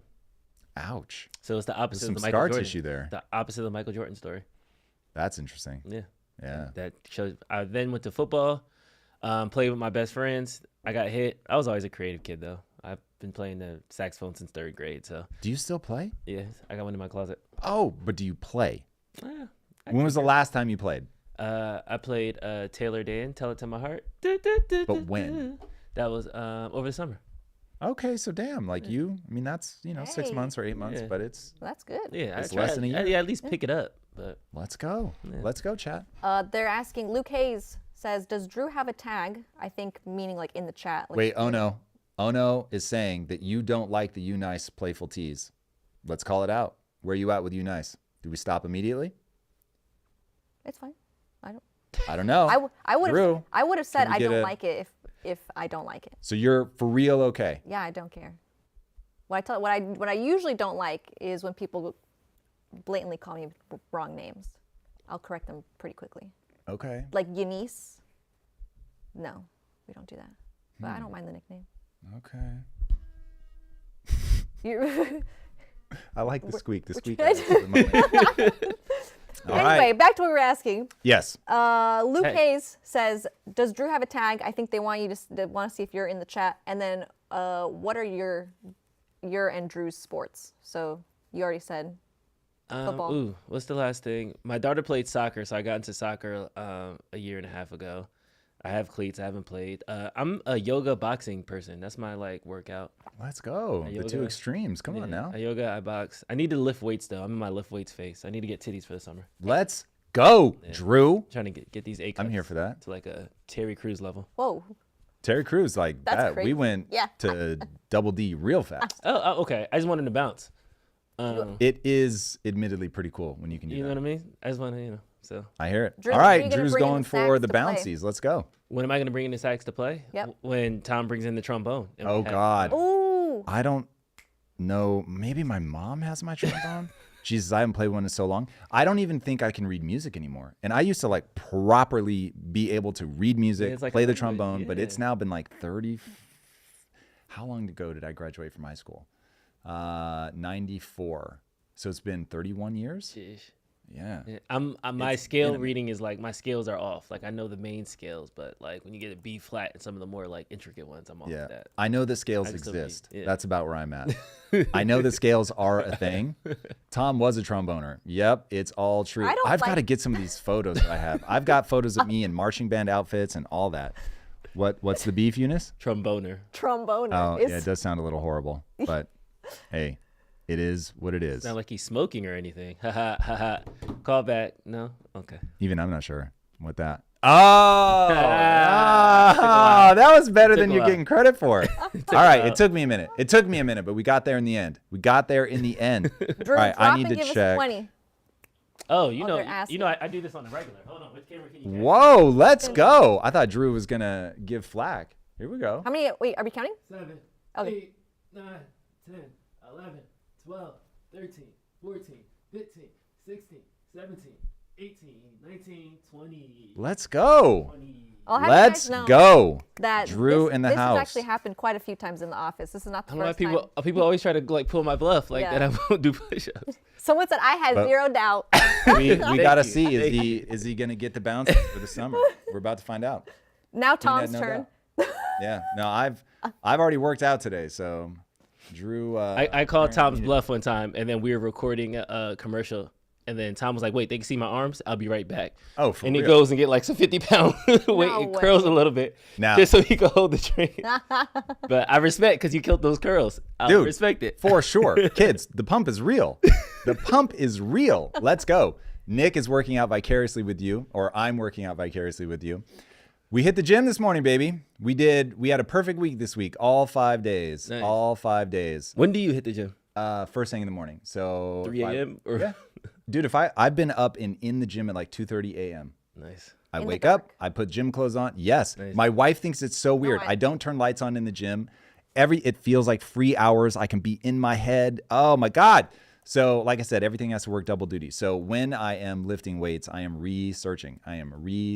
That is for sure. So today I was listening to Donald J. Trump while working out. And we're going to have to talk about Elon. Did you see he posted a photo of himself wearing chains and a hat and sunglasses with the chainsaw. And he's like, this is a real photo. I went and watched that whole thing. That guy is hilarious. He said at the beginning, people did not respond, but I thought it was pretty funny. What do you say? I have become meme. It is so true. He's like was leaning hilarious. into it too, which I like. Leaning way into it. And he really is on the spectrum. Like I don't think he's putting that on. Because in that interview, he seemed ridiculous to me. And so I was just like, oh man, I don't think he sees what he looks like from the outside. But Tom got that sleeper build, skinny dudes. Yeah, I'm not going to lie. I look all right without the clothes. I would love to put some muscle back on, but this becomes a question of how much energy I'm willing to put into it. So right now, you get the physique that you get, but when naked, I'm doing all right. I'm not gonna lie. Also, you wear like bigger clothes too, so you don't show off. Yeah. Well, so let's be real honest.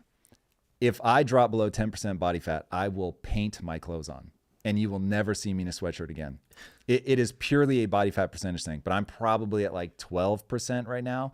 But if I drop to like 9, forget it. I'll be like, bro, it's so hot. We have to do the episode without my shirt. Like, it's just the only reasonable thing to do. When I was super lean, I was a psychopath. I had reasons to take my shirt off that were questionable at best, for sure. King Tut AI. I love myself some King Tut. By the way, what is up, brother? Tom really is the epitome of do what it takes to reach the desired outcome, no matter how embarrassing or weird he looks. All too true. All too true. Tom is an ectomorph. Wait, I have to look that up because I don't think it's true. I'm the big clunky guy. That's not ectomorph. Ectomorphs are small, right? Remember, I was 200 pounds at 15 years old. Oh, I have to change this back. I switched my search over to my default search is now chat, and that is not leading me to the places that I want to go. Eunice, you work out? I know tennis, but like, do you like? I go running. I play tennis. I do yoga. I used to do hot yoga regularly, actually, before they upped the membership. I used to do actually a lot of sports in high school. Volleyball, soccer, track, Nice. cross country.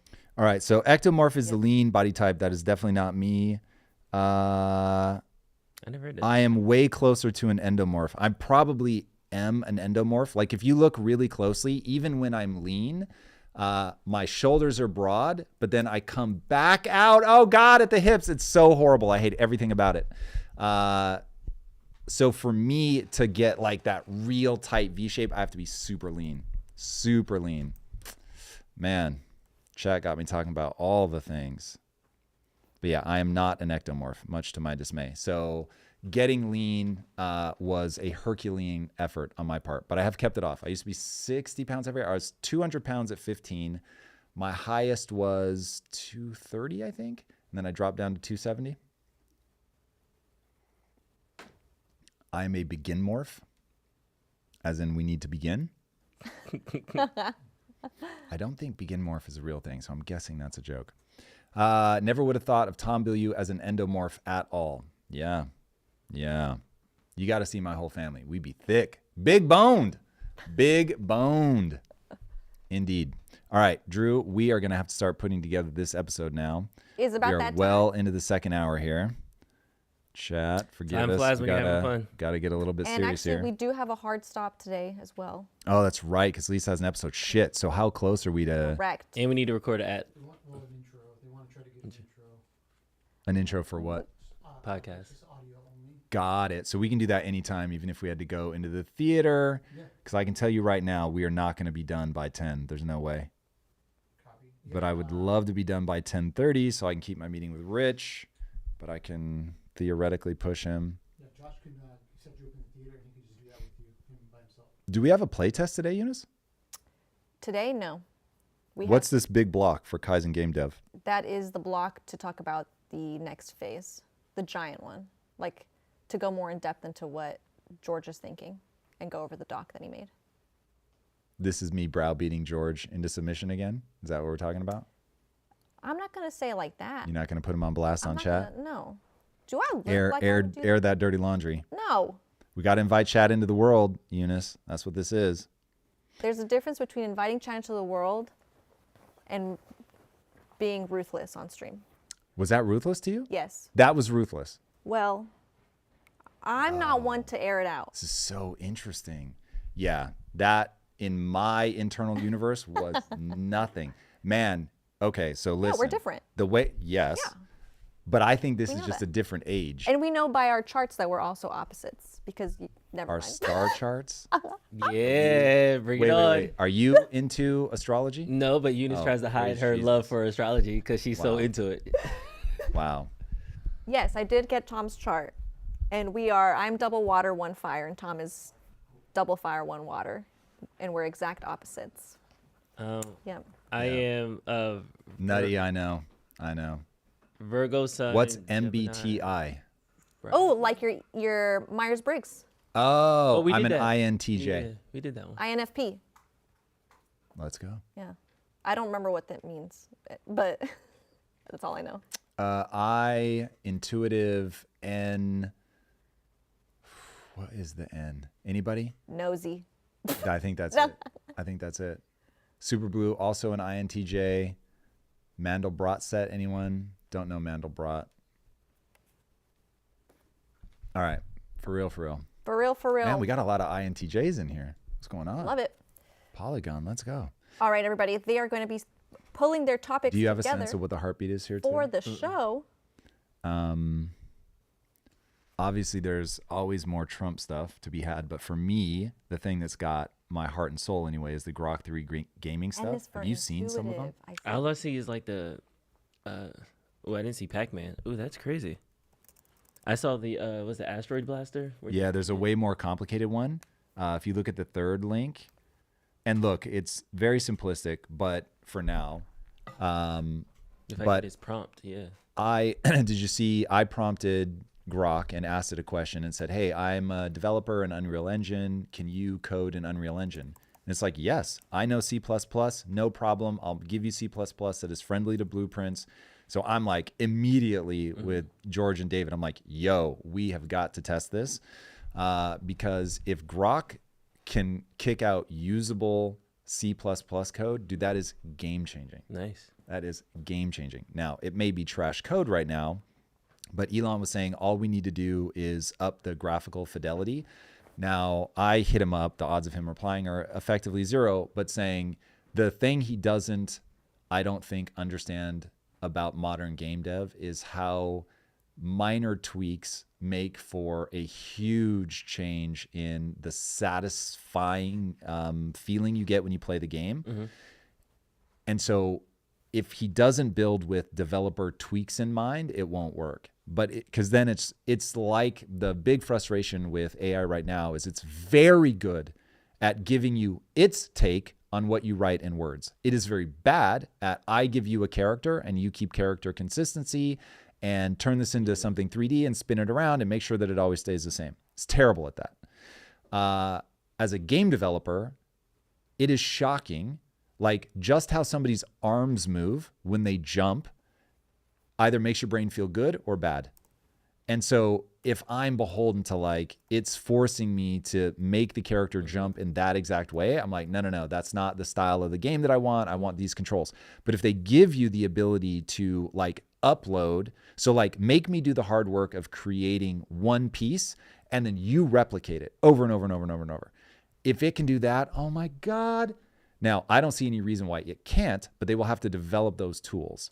And right now, it's basically just, it's the same equivalent of it's just rendering something out. It's rendering it in code, but to go in and make minor tweaks to animations, to effects, I think it will struggle for now.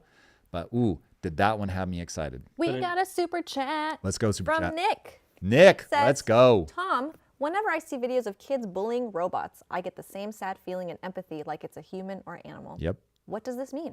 This The laughing means emoji. This means that your brain is hardwired to project onto other things anthropomorphic traits. So it's the same reason that we see faces in the way that our bread is toasted. And you're like, oh my God, that looks like Jesus. Our brains will see people and animals in the clouds like it's just a thing that we do. And so we then project onto it. What's crazy is how easy that is to shut off and go, we're going to slaughter this entire nation because they're not us. Humans also have that ability. It also may be that you are wired for empathy much more strongly than the next person. That is also possible. So, but yeah, it is, there's a region of the brain called mirror neurons that also play a role in this, that we actually learn by watching other people do things, which means we are constantly mapping onto other people ourselves. There's fascinating work done by V.S. Ramachandran, who I had the great fortune of interviewing, where you can have somebody put their hand off a table, give them a fake rubber hand, and then if you tickle their real hand as you visually tickle the rubber hand, their brain begins to map onto the real hand, and then you can smash the rubber hand with a hammer and they will freak the fuck out. I've seen that. It video. is absolutely fascinating. So anyway, I say all that to say we map ourselves onto other people. And so if something has features like a human, you're going to differing degrees with each person, you're going to see a human in that thing. So I think this is where it's going to get weird, because for many people, robots are going to rapidly become the other, and we are going to be very cruel to them. Over the Street says, I'm turning 31 today. Let's go, Ova. Happy birthday. Happy birthday. Come on Life now. markers are in check for me. Top struggle is/was fear of success, self-diagnosed as procrastinated fear of failure, insight into breaking down those habitual mindsets. So this goes back to self-sabotage. I've always struggled with this one. I think the only thing I can imagine is people are worried that if they get to the top, that they'll become a target, that they're more likely to fall, and that scares them. And it is important to realize that success is not a permanent state. It is very possible, and this has happened to so many people, it is very possible I die poor. I am hyper aware of that, whether it's through just poor choices of my own, or whether macroeconomic things change so much that we get that war that I'm so paranoid about, and the tables are flipped, the US government goes bankrupt, and I have so much money tied up in government debt, also known as treasuries, that, who knows? You just never know what's going to happen. So you can't value yourself for the accomplishment. You've got to value yourself for the pursuit. So yeah. And then also understand that the whole game is how you feel about yourself when you're by yourself. So be careful what you tie that to. Careful what you tie it to. And there was a Roman emperor. I don't know if he was an emperor, but there was a very wealthy Roman philosopher who used to go spend a night homeless to remind himself, this is what I was afraid of. I always thought that was gangster. It's very smart. Once again, guys, they are pulling together the topics that they are going to be recording for the show. I have seen a lot of you guys drop topics in the Discord, which is really, really nice. And I've already given them to Drew for them to talk about on their sheet. Right, so thank you guys again. Punch of, if you guys have anything else you want to add, need shared values, I'll give you the Discord link and again. Trump, You guys can drop stuff in the Discord. Come together. It Come is in together the over God. Tom Yeah. Bilyeu channel. It's interesting. Tom Bilyeu Show channel. Part of the reason I Feel want free to to talk drop it about in that there, is I even don't if you just want believe to in say God, hi. but I If- think if that it's they're a right. topic without a link, And if I it's think just a that link, whatever. the Go left ahead. and the right We're happy to have it. been like flying away from each other. And there's all these famous stories about Catch Reagan up on chat here. would have these epic Justin, battles with people in the like welcome formal in. part of the government, but then would go out and have lunch or whatever with them, and they could break bread, and there just wasn't that like, this is the fucking enemy vibe. And as I think about what's going to bring us back together, Listen, Grasshopper. Yes, listen, Other than Grasshopper. God, I've like, seen that you've posted quite I a don't few know things. that We've there's, already I don't know added that them there to the is a feed. alien alien attack. strong. Thank you so Yeah. much. It's like there, Crazy. you've got, if you could get love of country to work, it would have already worked. So I don't think that's going to Meta be it. Valent says, "How you feel about yourself so, when you're by anyway, yourself?" it's- That's so let's true. make sure I'm going to start doing the Chue, thanks for all you do. Oh, thank you. You guys are very helpful by providing the links and the topics and things that you want to hear about. Lord Mug says, Apple removes cloud encryption from UK speech freedom topic. Lord Mug, you have? Okay, wait, give that to me again, because freedom of speech is one of my hobby horses. Oh, it says, well, from Lord Mug, Apple removes cloud encryption from UK speech freedom topic. Damn. If you have a linky poo, Wait, that can't be true. We have to look that up. and we just got a super chat from Let's Quest. go, Quest. Quest, thank you, says, what's your take on the Fractal Mandelbrot's Brat set Zoom? I'm going to have to look it up. I don't know anything about it. Let me look that up in 1 second. All mics are on. They are all on. Yes. They chime. What's You know, Monday? they're chiming in every now and then. 23rd, You can hear them 24th? talking, whispering in the background about what they're going to talk about. We can hear your convo. Yeah, I just didn't want to talk over Eunice. Yeah. You guys are supposed to hear us. We are doing this with you guys. The community is our whole shtick. So we want to invite you guys behind the scenes. I just didn't want to create audio clash with Eunice, but we very much welcome you into all of this. Think of Impact Theory as the greatest show on television. Build from Scratch says, Trevor Noah's view on racial integration. I don't know it. What is Say it? more. Say way more.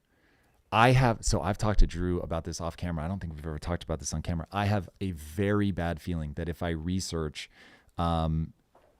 what time in American history blacks were doing the best, that it's going to be before, obviously after slavery, but it's going to be before we get to the 60s and the civil rights movement. I don't know that, but I have a very big fear. And my hypothesis, not thesis, my hypothesis, wild guess, is that when the black community turned inward, that they were sort of channeling that Jewish energy of like, we help our own. And this is my hot take on the Jews. I have a feeling that's why they're fucking able to pull off what they're able to pull off. It's also why they piss people off. Gut instinct. But I have a really bad feeling that is an effective strategy. I pray to sweet baby Jesus. It's not the only way to do it, but whoa, do I have an intuition that is very useful. Drew? I caught the end of that. I believe The children are our future? that too. There's a book that I read called The Color of Law, and that fundamentally changed my mind about how we approach racism and conversation about discrimination and things like that. So Can you give us a punchline? Take away slavery, take away the civil rights movement, take away 30 acres and a meal, take away the 12 independent black districts that were burned from Tulsa to Philly and all these other places. Take all that off the table and just look fundamentally at how we have institutionalized the U.S. There are going to be breadcrumbs that show the systematic disproportional oppression is a tough word, but I would say a speed bumps that were placed specifically in black communities, whether it's tearing up neighborhoods to put the 10 highway through it, whether it's the 40 acres and a mule promise that was given to white veterans from the civil rights, but not from the Civil War, but was not given to their black counterparts who fought in the same war. And if we, just like we talk about how wealth is the best way to kind of hedge against inflation, if you go back to the 1800s and the wealth that was built from having in house to not being allowed to own something, and how that would extrapolate 200 years to where we are now, and to say that what happened in the past has no effect to what's going on today, fundamentally change that approach. However, I'm going to put a period with that. With that being said, now is the best time to live. And now is the greatest opportunity that's in front of us. And I completely understand that. And I don't think that reparations or any of these things would help the hurt that was already caused. I just don't like when it's othered and you're not good because you didn't try, or you're not good because you didn't do what they did, when you don't talk about the things that were put in front of the people who were making the progress. So to your point, after slavery, black people are fine, leave us alone. But that didn't stop. We weren't protected by the police. We weren't protected by the same institutions that our white counterparts were. So we were able to be terrorized with no recourse. We were able to have communities burned down to the ground with no recourse. And this wasn't an isolated incident. There was 12 throughout the country. So if it was like, oh, well, they just did that in Tulsa because it was racist. Now it happened in North Philly too. Oh, well, they just did it in North Philly because it happened in Chicago too. Oh, well, so after a while, it's like, it seems like it was an attack versus a string of coincidences. Well, I would definitely say it was an attack. That seems self-evident. But I'm asking a slightly different question, which is, do you think that marginalized communities can gain power by turning inward and just supporting the shit out of each other and saying, fuck all those guys. I don't care how much they're trying to attack us. Like, if we help each other, we're going to become unstoppable. Yes. However, when that was done specifically in black communities, they tried to break it up. They were still attacked. So, same thing with the Jews, though. So, you got pogroms, but it's one of those, I don't know what to do with this. Chat, remember, Jesus. As for chat, we've got some super chats. We got like a whole bunch of super chats. Shit. All right. Well, we'll pause this Thank deep you. ass It seemed discussion. kind of like a little bit of a heavy topic, so I didn't want to interrupt, but oh my gosh, I'm going to butcher it again because I just want to say. We owe a look into fractal Mandel bro set. Arion says, hey, Tom, absolutely love you, man. Your book referrals have sculpted my mindset and allowed me to put more value in the idea of belief. I love that. Arion had a second super chat as well. Well, first of all, really fast, I don't want to burn past that. Thank you. You did a super chat just to say something kind. Man, thank you. That is exceedingly generous. And now your second one. They have a second one that says, my question for you. As AI replaces the lower middle class, do you think this will incentivize people to reproduce less and less? If so, does this affect your thoughts on human flourishing? What will be the very complicated procreation response to AI? Remember, so no, I think that AI is going to cause a mass explosion in human-born children for the following reasons. We're going to go through a period of massive disruption. It is going to be brutal. There will be pockets of violence. It is not going to be an easy transition. There will be a lot of people that spent their whole life getting good at something that will cease to matter, that will be done by AI or robots. But odds are that the technology will give birth to things that we just can't even imagine, and that the world will be, more jobs will be created, and that energy costs will plummet, which means people will do more. Things will cost less. More people will be able to create incredible stuff. We will end up in an age of abundance. Now, what's going to happen is meaning and purpose is going to get completely lopped off, and people will scream for meaning and purpose, even if they can't put words to it. And their response to that is going to be religion and family. And so I think that the surest path, even today, the surest path to meaning and purpose is to have children. And so given that, as AI makes it so that a lot of things that you do don't really matter, let's really push it to the hard part. Let's say that we get artificial superintelligence, and now it can do literally everything better than you can. Everything. There is not a single thing on planet Earth that you can do better than AI. Now, the only way to get meaning and purpose is going to be through community, going to be through the act of creation. And because it will so profoundly give you a sense of meaning, I think people are going to lean way, way, way into that. Now, parallel track, maybe a different day, will address the fact that people like me are going to become androids, or not androids, cyborgs. So take that for what it's worth.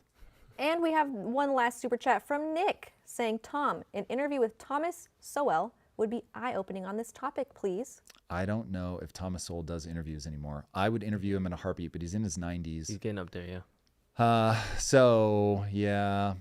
And The one sad last reality is thing, right now age comes for us all. But I love Thomas Sowell. He is unbelievable. we've got a request to talk about the Microsoft Quantum chip as a topic. Okay, really fast before we move on to that, and I'm all for it. And I may have even dropped a link in on that. I can't remember, but I was doing research because you guys brought it up yesterday. Thank you guys for the super chats. Thank you, thank you. So we just made them available today, and you guys have gone crazy. I'm very grateful. Building this community is turning into one of the most enjoyable things I've ever done in my life. So I am very grateful to you guys for being here and being a part of it. And Eric, my mic is getting a wee bit dysfunctional here. The squeak. We want to scoot it maybe more to the middle. Oh, Eric's getting on camera. He's real, everybody. Hey! Wait, can he keep his head out? Go to the Can he Y. keep his head Go out? to the Y. Go to the Y. He's like ducking. There he is, everybody. He's real. And by the way, he's an MMA fighter. I think you went the wrong way. So Eric. he will hit you guys. I So think we want to watch what you say about want to Eric. keep it closer to me so I can keep this bent. Retired. Sorry. Shuey I said, mean, Drew can do push-ups better than AI. So like if you scoot that forward or to the middle, I think we're going to be in good shape. Do you mind holding this real quick? I don't, not at all. We'll hold this part here, and then we'll go there. Little more, unless you have a reason why we wouldn't want to do that. Elvis, Yes, 'cause it thank you for being here. just covers like. I see. All right, if I end up fucking you up, then we can readjust. Eric Sighting. Yes, Eric Sighting. And Yeah. This is the wild. Can we get some emojis in the chat? Some hype There we go. on Here Twitter? we okay? see Yeah, it's a wild Eric fixing the microphone. He is in his element. Does that sound like Steve That was Irwin? good. I'm here for You've been that. killing the impressions today. We got a Nicole Kidman. We got a Steve Irwin. Let's go. Man. All right, I feel better about this, Eric. Thank you. Okay. What time? Just so I know, we have a card. I need to be done by 10:30, which means we need to be shooting. Yikes. 9:30 at the absolute latest. Okay. Someone said, pretty sure the Eric sightings increase inflation. That's amazing. Okay, so we've got Trump, Vance, religion. Yeah, I feel like this is a Trump heavy episode. Cash gets Again? confirmed. Yeah. Oh, cash. That's interesting. Ooh, fun one picking the new Bond. Gaming. Chad, who do you think should be the new James Bond? Me. That's a great question. Eunice putting it in. There it is. Yep. Just kidding. I think you've had less. We need brown on. your Yes, I have. British accent now. Oh, I can't. I'm not good. I always get it mixed up with Australian. I don't. People are saying Eric. Tom Bilyeu should Eric not is be it. the next. Eric is it. Eric would be a way better choice. Idris Elba, oh God, he might be at the outside edge of that, but he would have been a dope Bond. Brits would hate that. Why? Who's There's like this like purist of like James Bond, because Say his name got floated right before Yes. Daniel Craig, Yes. but they were just like can't be Idris. Who said Kevin Because Hart? Who said Kevin Hart? really, is it that dumb? But Idris is dope. He is. Like, how do you not want to be Idris? It's just you can't fight 50 years of history. Yeah. Just everybody's white with blue. eyes. Look, the race swapping thing in film, that one's never been a trigger for me. The hell? Tristan Tate Like is wild. the woke stuff, that I find way more obnoxious. But Tristan Tate, huh? wild. That's not exactly horrible, minus the grotesque politics. I'm so jazzy123. Thank you for following. But he's a good-looking dude. He's tall as hell. Yeah, He's yoked. Henry Cavill. That makes. Oh, that's a great one. Yeah, that makes sense. I'm here for that. I like Matt Hardy. Matt Hardy would be interesting. Who's Matt Hardy? The dude, or I'm sorry, Tom Hardy. Tom Hardy. Yeah, Tom Hardy. He's a little too Grizzled. I think that yeah. would be cool. I don't know. But That'd be like a new take. But James Bond, you want to be white collar. Tom Hardy feels blue collar. We want. Yeah. Oh, I got one. Timothy Chalamet. Get the fuck out of here. Why are you guys all laughing at me? Literally everybody just laughed at me. Hold on. I mean, if you went Hollywood would do it. you would That's what I'm have to go saying. full gadgets I would- because that guy would get knocked over by a strong breeze. No, it would literally be origin story James Bond. Like it'll be James Bond Chapter 1, and they'll ride James him. Bond before the gym. Like, there's nothing Yes. that says like I need to be worried about this guy. And yeah, But if you go, Ooh. Michael Fassbender is too old, but he would have been a great choice. Tim Bilyeu, yes, Robert, the very elusive James McAvoy. Andrew Bustamante. I love James McAvoy. I love James James McAvoy. I love James McAvoy. He- Professor X. In the, Yeah, no, I know who he is, okay. but do we think he's good looking enough? Yes. Really? Yeah. I mean, James McAvoy 15 years ago. You don't think James McAvoy is good looking? I think he's. Now I he's think getting he is. old. So? Oh, so just because someone gets old, they're not attractive. Correct. That's crazy. What's happening right now?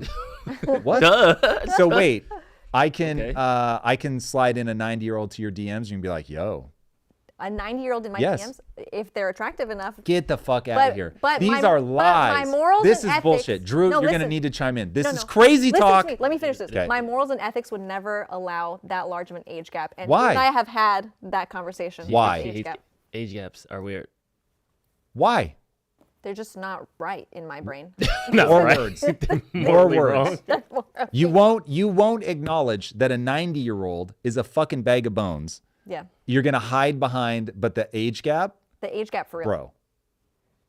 A bag of tell bones. you- This Igor is is crazy. the one. Nope. This Have you ever seen Hard a pass. hot 7-year-old lady? no. I have. What is happening right now? I think I've seen like 60 is probably the oldest. These are lies. You guys are going straight to I hell. mean, yes, Have- they're the 1% of 60-year-olds. no, but they're yes. not. They're good looking for 60. This is crazy. I will not abide this. Oh, so here's the thing. Black They- don't crack. I could pull up some 60-year-olds that you'd be like, Okay, first of all, you cheating. would hear me out. Second- I could pull up some hear me out 60-year-olds. Okay, I'm going to derail my own self here. But there used to be a billboard on Sunset Boulevard. It was digital. And it showed like all these people of given ages. So it was like, this is what people look like at 1, 2, 3, 4, all the way up, right? Every time you got to a black person, it was like 30 years younger. I was like, God damn. Like seeing it that nakedly, I was like, fuck. That is just real anti-aging shit. That's crazy.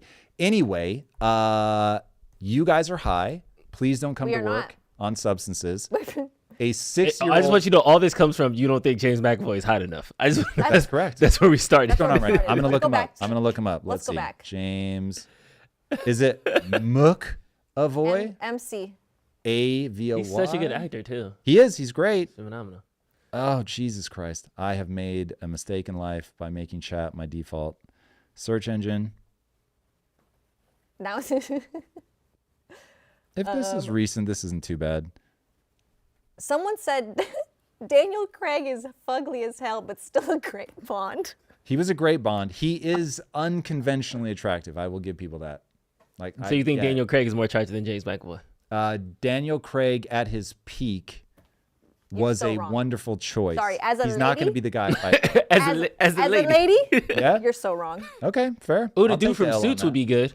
Who's the dude from Suits? You think? Patrick J. Adams. He's the smart one. main suit guy. What's Yeah. his name? Patrick? No, wait. The smart guy, the one with the crazy memory, Yeah. or the good? No, attorney? the younger one. Him? Really? I think that would be a good idea. Who- what is his Really? name? Patrick J. Adams, I think. Guys, do you Jay not need Adams? them to be muscular? Am I like stuck on the That's a muscles? steroid shot. They could do that. you know. What? Okay, so you're saying yoke him out. Do you really think Robert Downey Jr. looked like that before 6 months out of the year? Oh, he didn't. He's not yoked. no, but I mean the for Iron Man, transformation- like yeah, like The just to get him on transformation that was camera. crazy is Yeah. the guy from Silicon Valley, the Indian guy. I forget his name. Who was Oh. in a Marvel movie? Yeah, yeah, Kumar. yeah. Holy shit, that guy got fucking Yeah, jacked. he got crazy. Like, God He got crazy. damn. Oh, someone said That Zac was Efron. crazy. No, what happened to Zac Efron? Yo, after What that chin, hap- yeah, with the Bro, that chin was weird. that bro. was crazy. That was weird. Crazy. Someone said Leonardo DiCaprio, and I think we're past Leonardo DiCaprio. DiCaprio is again. I'm a physique see it. whore here, so I don't see it. I'm gonna need somebody that I look at and want to be like, yo, I want to be like that. Ooh, Theo James. He played. He was in The Gentleman. The guy. 50 Richie. Cent. Okay, whoa. Shot by Esco. Hold on. I think he'd make a terrible Bond, but 50 Cent. I want to get him on the show so fucking badly. How is that guy? I mean, look, he's big. There's no doubt. But I read his book. It's fucking unbelievable. He is so like from a Machiavellian standpoint. Dude, I have the chills. He might be one of the most like strategic people that has physical courage. This is the whole thing that I loved about Winston Churchill. So Churchill ends up fucking up right as we're leading up to World War II, in World War I, really fucks up. And he was like, I need to pay a price to get back into political life. And so he sends himself as a high-ranking military officer. He sends himself to the fucking trenches of World War I and says, I am going to earn a reputation for physical courage, meaning I'm going to let motherfuckers shoot at me. And people were like, they didn't want to walk there's like a duty where you walk the perimeter. They didn't want to do it with him because he was so fucking fearless. That's how I feel about 50. He's fucking smart. He is extremely strategic. And Jesus Christ, like that guy clearly is not afraid. And he got shot From 9 being times. a boxer to living on the streets as a hustler, like god damn, like that guy is interesting to me. He is interesting. Yeah, I don't think he gets enough attention. And so loyal to Eminem, We which I think is fascinating. are getting a little off topic, and I just want to make sure that Oh, we have an finish- episode to film? Yes, we Thank finished you. the episode on time. Thank you, Eunice. Joseph Gordon-Levitt was in this like detective movie on Amazon, and he looked really old. I thought he was like forever young, but he had like a gut and like was balding. And I don't know if the makeup team just did like a great I'm job. pretty sure that was the makeup team. He fooled me. I just saw I him was in an like, interview. sheesh. He looked, Oh, he's Really? back. yep. Oh yeah. Yeah, Okay. he looked nice. He's been he around looked for a crazy. minute. He's in one of my favorite Christmas movies. What is it? I think it's called The Night Before. Mm. Same with Mackie. This is how we're talking about that. Best Christmas movie. Ever? Like all time. Mhm. Family Man. Seth Rogen? Peanuts Christmas. Jacob, we're going to have to fight. I'm afraid. It has come to that. Love Actually. You hope my foot gets better. What's wrong with my foot? I don't know what that means. Deep Space Nine. It's a good name. Luke Hayes says, "What's the episode on today? AI politics." Chat. and Yeah, more? we're supposed to figure that out. Chat, Luke. That's what the episode's on. They are currently narrowing it down. They have quite we? a big list of We topics keep getting distracted. that they I are might have to currently pull out the narrowing it headphones down. early here. I've started like organizing. Oh, did we ever figure out what happened with the Cal Fire Chief? Because it's not the fire chief, right? It was California Fire one, and I think it's a crime of passion. It's her spouse. Oof. Yeah. It's always the fucking spouse, man. Her spouse had like manslaughter charges. Hey. Just got out. Oh. Yeah, and stab wounds usually like stabbing is usually a crime of So passion. intimate. Yeah. Oof. Yikes. In the face. Yikes. I don't know if it's in the face, but Damn. No? Oh, okay. I think that Kashka. usually means crime of passion, like directly. directly Oh, in the you face. literally mean Yeah. stabbed in the face? Yeah. Was the fire? I don't quote me on this, but I read somewhere because I had like a big like murder movie phase because I love scary movies, and like I guess I looked it up, like directly like in the face or like in this upper region directly means like crime of passion or something because it's like I don't know. I've something about the hated face. some people, but it has never That- crossed my mind to stab their Don't fucking quote me. face. No, not true, not true. Josh saying not true. I yeah. need Josh's credibility score. He's So most is Josh indefensible, saying so I stab people in the agree face with all him. the time and it's not a thing of passion? Wife's a lawyer. And she's saying that credibility score went up for sure. Which- Oh, okay. Hold on. But wife's a lawyer. You live in L.A. Like, is she doing entertainment contracts or is Hey, she trying like criminal cases? Drew's not having it. Drew is not having it. He's like, nah. Trying to flex on the wife. I respect it. Shout out to her. But We love Josh's wife. we Okay? love Josh's wife. But let's get some more specific. All right. Okay, we've got more I need topics to that people are finish this pulling. episode. Yes. Vance Trump, Kobe Bryant statue, Grok Gaming, next Bond. Cash got confirmed. Oof, man. but I don't- If next Bond makes the intro, that's rough. That's rough. In fact, I think before next Bond makes the intro, we got to go to the Evergreen tab and start grabbing some crazy robot shit.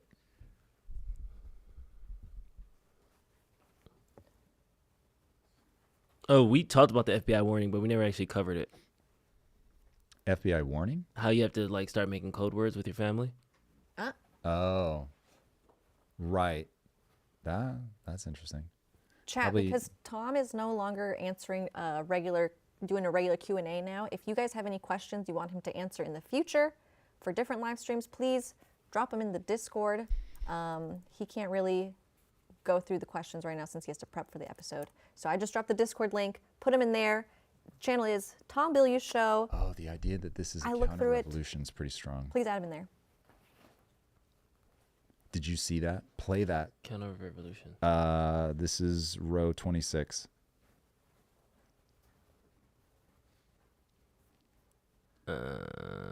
Tech Meta approves plan for bigger executive bonuses, allowing 5% layoffs. Ivar, if you want Tom's take on that, put it in the Discord, please.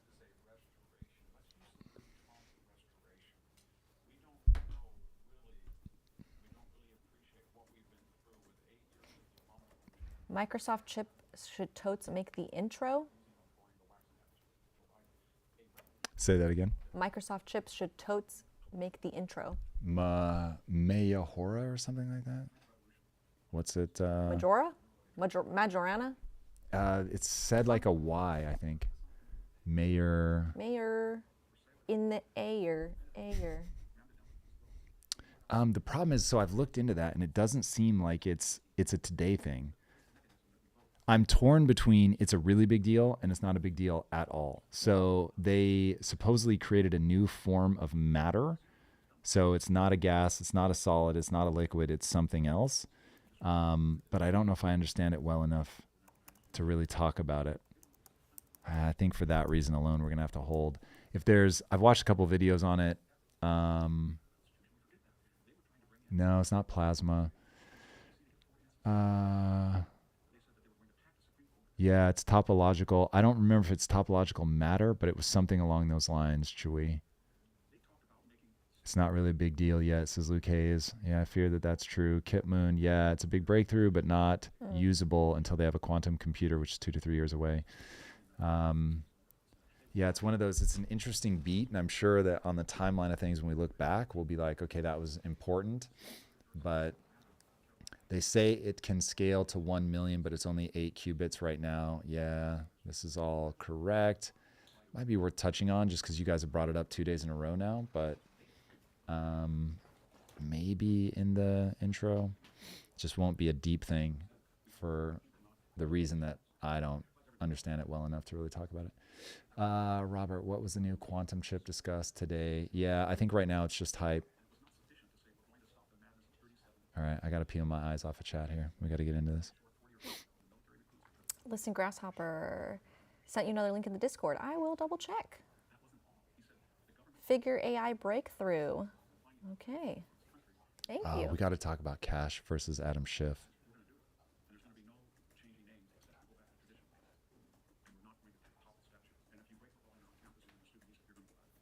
Once again, guys, if you guys have questions for Tom specifically that you want him to answer at a later time, put them in the Discord. Put them in the Discord. I am compiling them.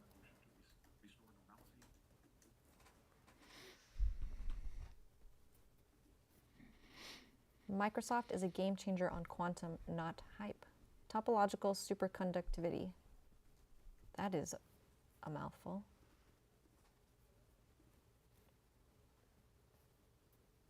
How long do you spend on your game each day, Tom? How long do I spend what? On your game each day? Me personally? Yep. Very little. I do things like today where we'll have one big discussion and then I'll spend maybe 45 minutes on it a day.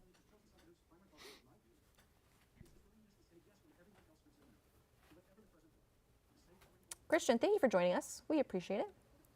And by the way, that just means me. Obviously, the team is working on it nonstop. Correct.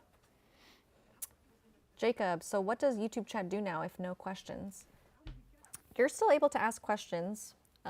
They are just going to be deep into the grind of pulling the topics, writing the intro for the show, really discussing how they're going to approach each topic, all that stuff. So this is where chat, the more you're on topic, the more likely we are to engage with you. Yeah, there's just different phases of the episode prep because we're now at the point where we actually have to turn this into an episode. And so it does take a lot of focus.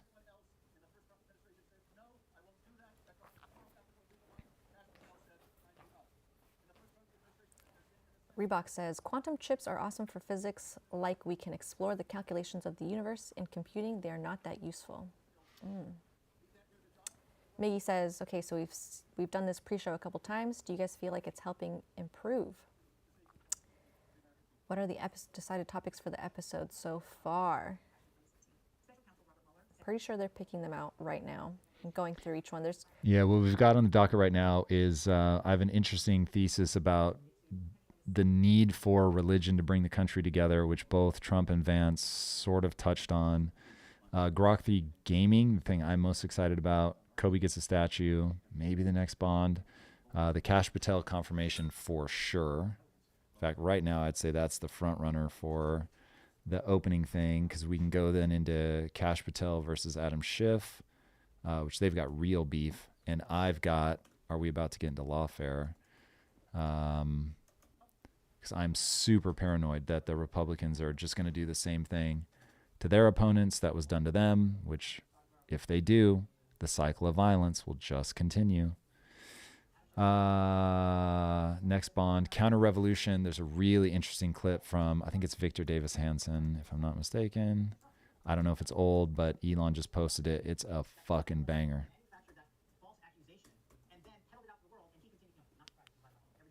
And then Elon, I am become meme. Those are so far the things that I think we'll touch on. Thank you, Robert. We're glad to have you here. And we want to keep sharing these prep sessions with you guys and engaging with you guys as well. I'm new here. Is there a place where the list of books Tom referenced is? I see them in the episodes, but does he have a running list? I apologize. I know this is not on topic. I do, yeah. He does have a list. And if you join the Discord, I can get that list over to you guys after we're done with the episode. I'll share it there once he's done prepping. The worst criminal in Congress, man. Fucking this language. It drives me nuts. The Elon meme with the chainsaw was too funny. The international news will go mad. Yeti Bandit says, physics of progress for show prep. What's working and what can be improved? Since I'm not directly involved in the picking of the topics, I don't know that I can answer that question all the way.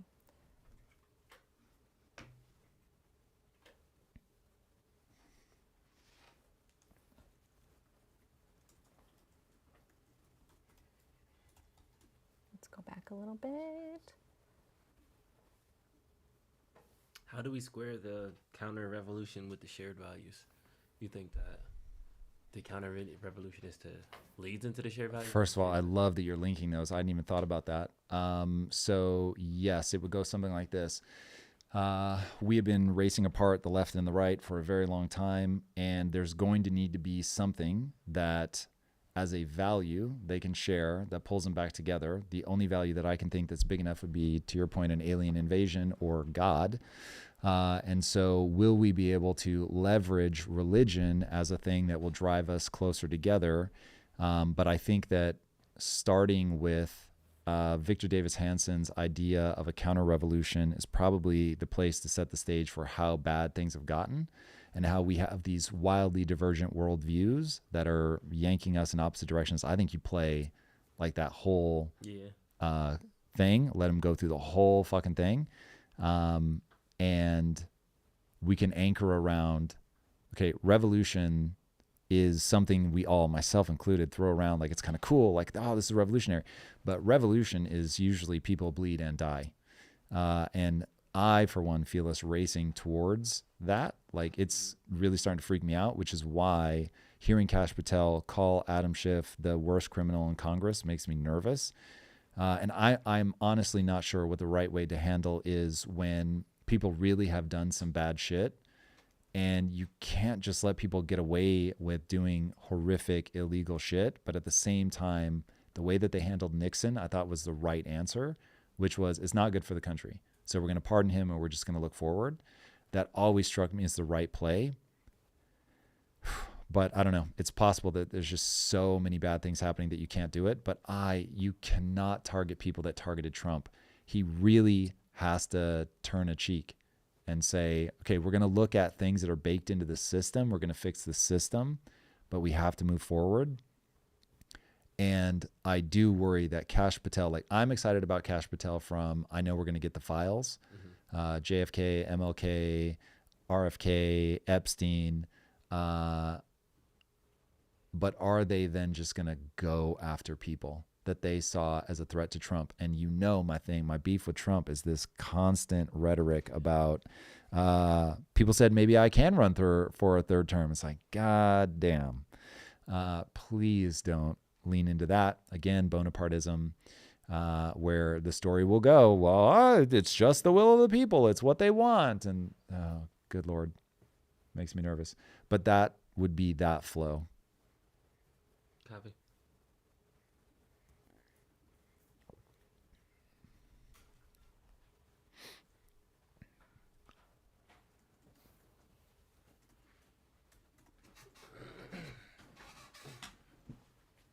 I need that stinger. 'Cause my computer is dying. Listen, Grasshopper, what do you mean Elon and NASA heating up? Is that a news story? Kash Patel is FBI lead. Thank you. Ozempic. Ozempic literally came from a monster and it's not alone? What in the world?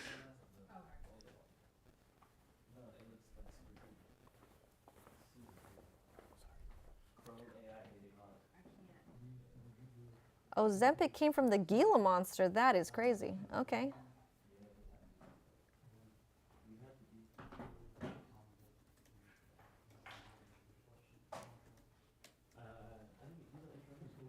Tom, you're on intro now, right? I'm on intro now. Yeah, in fact, I'm going to headphone up just to RFK make sure we're Jr. ready to roll by 9:30. Yeah, 10:30. Love you guys. Be back in a minute.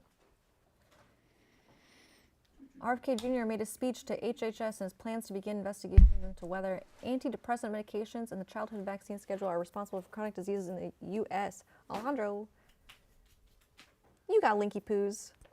Send it in the Discord. Listen, Grasshopper, yes, I saw it. Thank you. I read they are adding muscle-building biotech into Ozempic. That's crazy. Madam Peaches, welcome in. Hope you're having a good day. Hooters is preparing for bankruptcy. Oh no, that's crazy. But And you too. yeah, I know you can't hear him, chap. Someone said they have bomb wings. I have actually never eaten at Hooters. There was one around the corner from our brother's house, so they used to have like unlimited wings on Mondays. Sorry, Unlimited wings on Monday? used to be like That's why they're going bankrupt. They used to have all you can eat, yeah. But yeah, I never got the thing with like, by the time I would go, like women were like regularly dressed. So like the whole like, I always had my titties out thing. I think that was, Always have my titties. yeah. That was That the was whole. overplayed. Yeah, That was the whole appeal, right? But yeah, back in Women like have the their 80s, I titties feel out. like they don't do that no more. Like it's not, it was just for food. Well, that's why they're bankrupt. Yeah. Their whole brand image is gone. Have I mean, you, if we're being real, no, but have you heard of, there's other ones. There's Twin Peaks. There's one in Phoenix. the show Twin Peaks. No, it's called Twin Peaks. Oh. And then there's another one. Someone said titties still be out, homie. So Oh, maybe mine was just whack. so wrong. Canes over Hooters, of course. There we go, Kevin. Bring it back home, Kevin, to Canes. Canes over Hooters. Guida Bita, welcome. Good morning. The Tilted Kilt. Yes, Look at that was us. the other one. Yeah, How do you know Yeti Bandit? they have one in Temecula. Drew knows a little too much about this subject. I'm a foodie. That's why I make it. Drew knows because the streets are trash.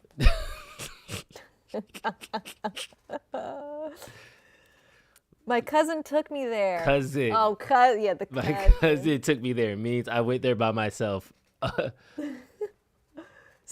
the Hooters is crazy.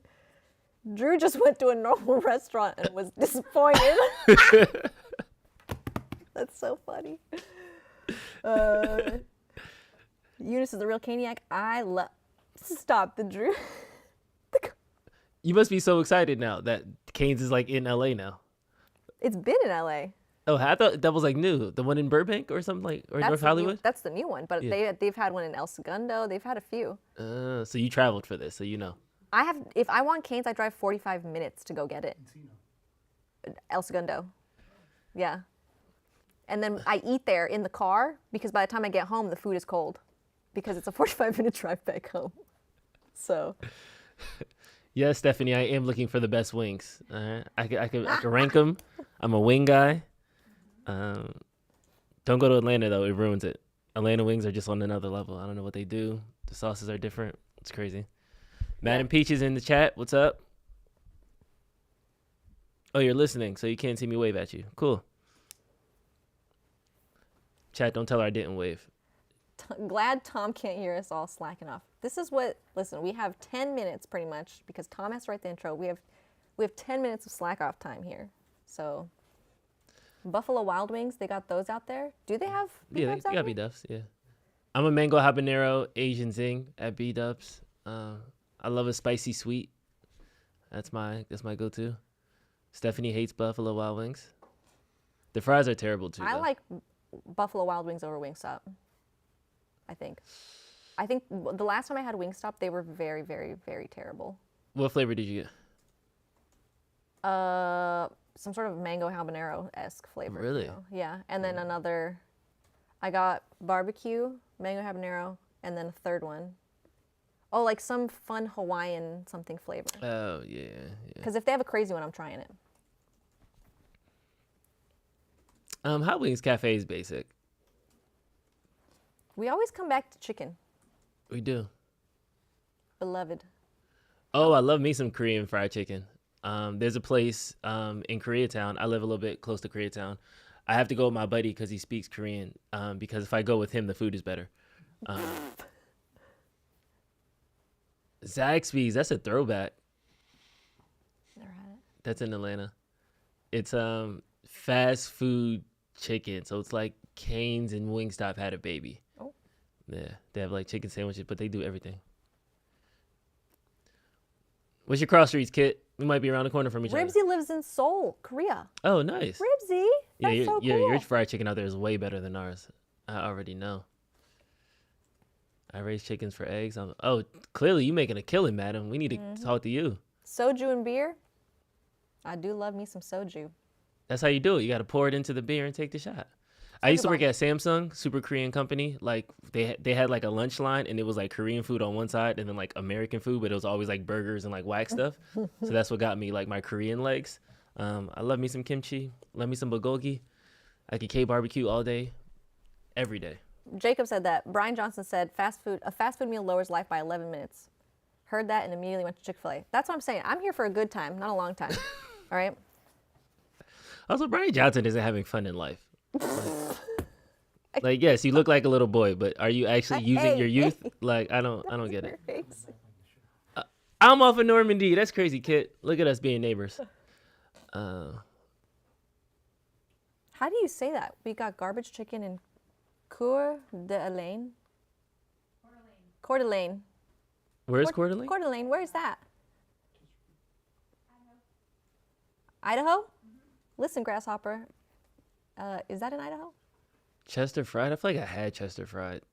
That's just basic fried chicken. Like Roy Rogers used to be back in the day at those rest stops. Brian is an extreme case, but AI will enable cheap, easy life extensions. Yeah, it sounds good. Yeah, AI but is then gonna. we go back to the, do you really want to live forever, though? I do not want to live forever. I do not want to live forever either. Yeah. Yeah. Did y'all put Eric back in his cage or what?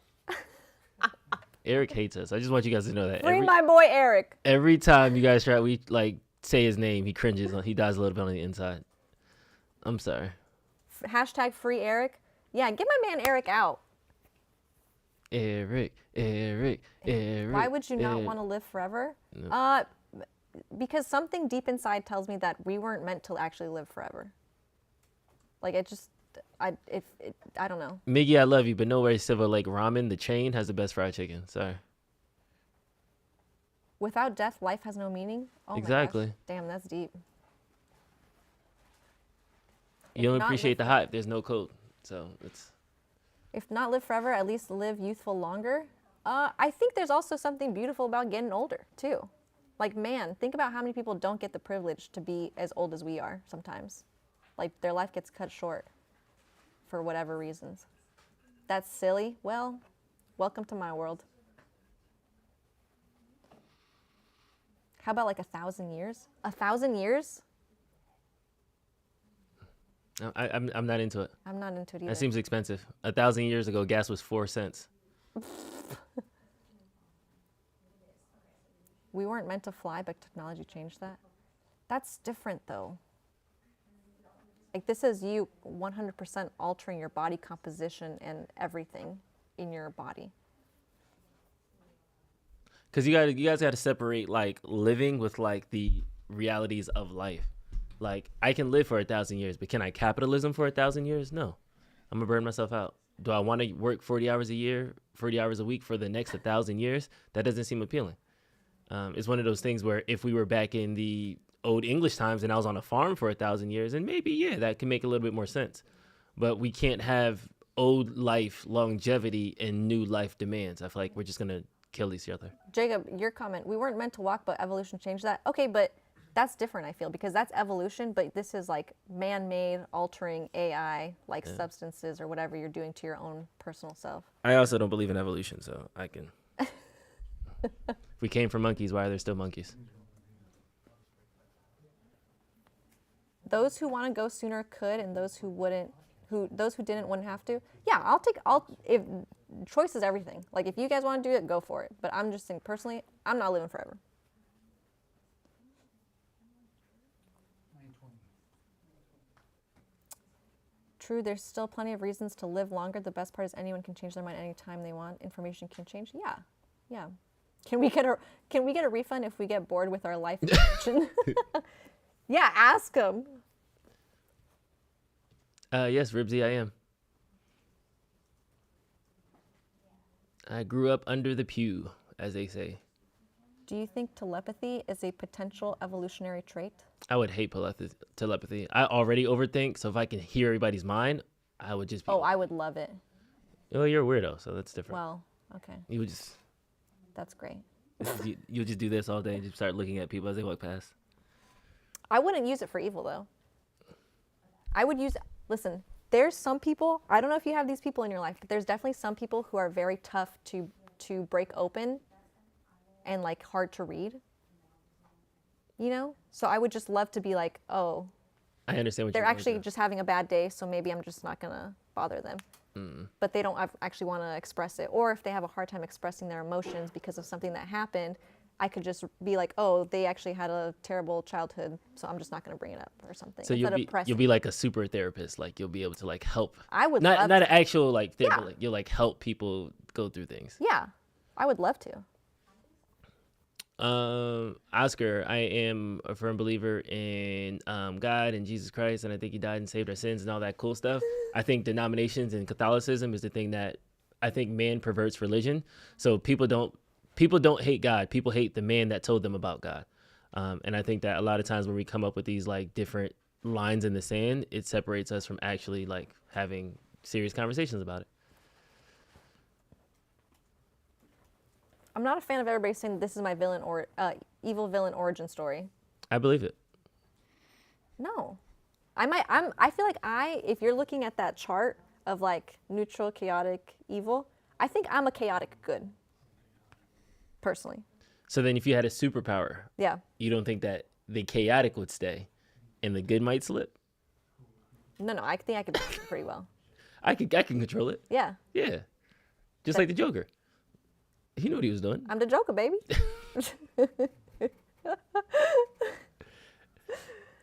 I wouldn't use it for evil, though. 2025 before her reign of absolute terror. Listen, if that's what you guys want to think, then I guess you should be scared. How about that? How about that? Ipso facto. So facto.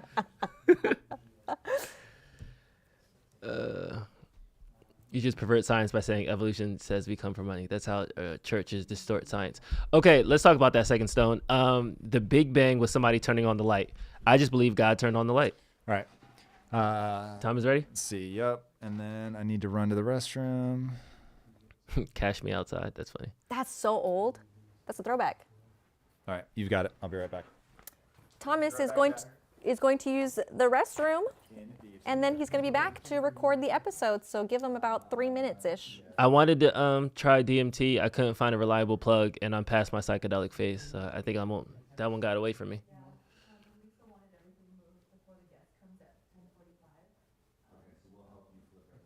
Madam Peaches, I don't think Tom will ever play Elden Ring. I don't think there's enough child points in the world that will get him to play Elden Ring. Yeah, he gave us the big 3 at the beginning of the stream.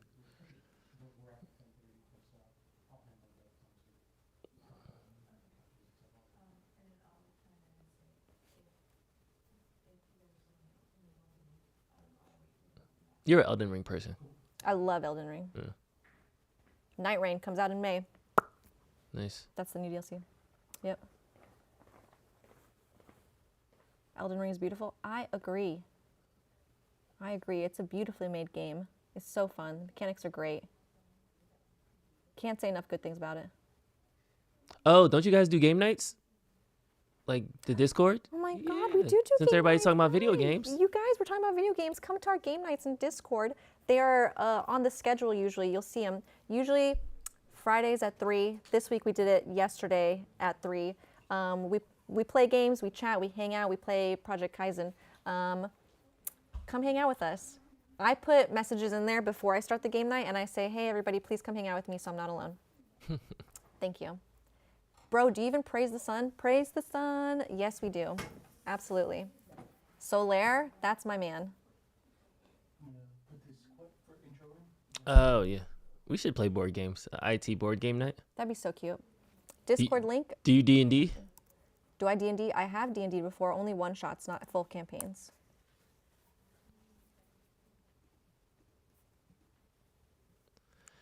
Your lips to God's ears, Phoebes. We'll see.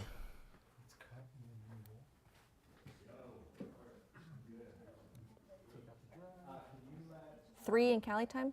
Oh, I meant like 3 minutes. So he's on his way back already. So that was technically 3 minutes. Discord is open to everybody and anybody. Yes. Is California still on fire? Not that I know of. No, Thank yeah, we're good. goodness. Yeah, Yeah, we're we had good. some rain, cleaned it all up. Thoughts on Ark Survival? I've played it a little bit.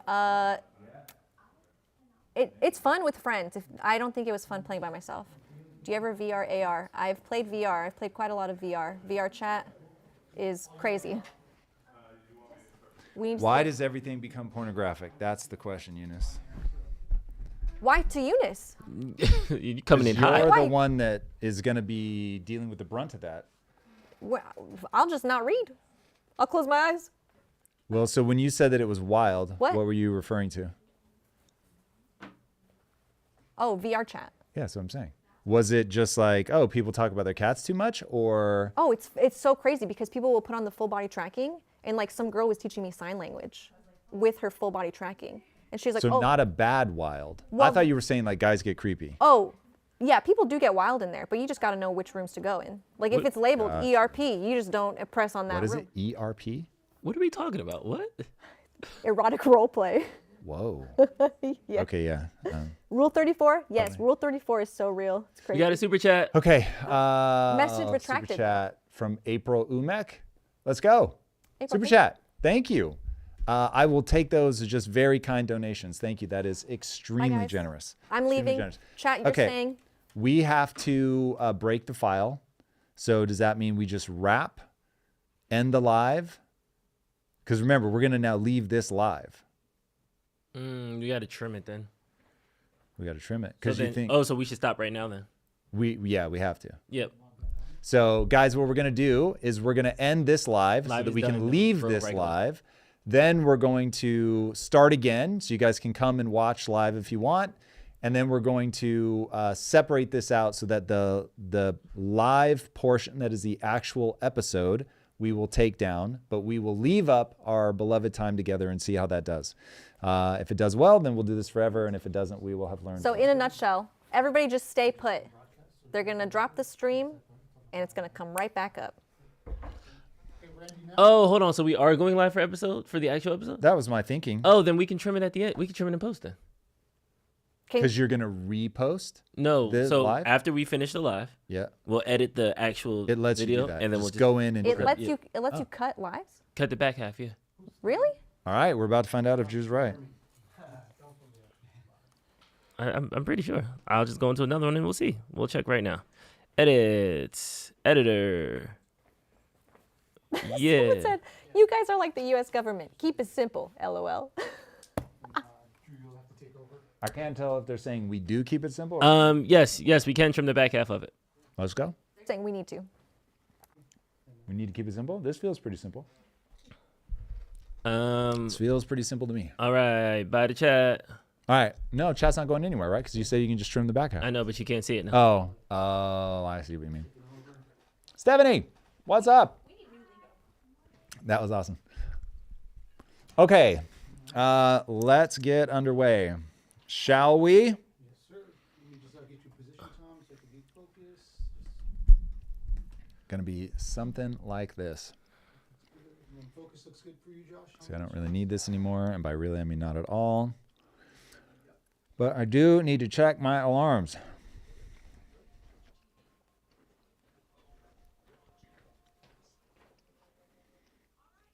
Today's Friday. Just because I'm gonna arm this straight because it's blocking your face a little bit. Volume here.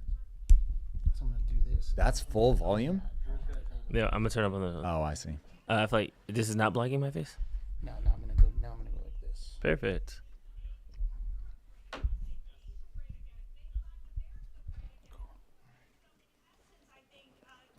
I'm hungry, chat. I'm hungry. We're doing this one fasted today. Woo. Let's go. Yeah, I'm waiting for. I don't have the.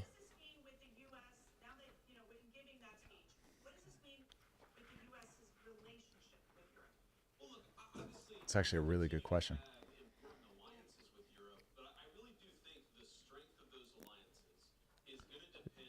This was supposed to be we need shared values though at the 16-minute Yeah. mark.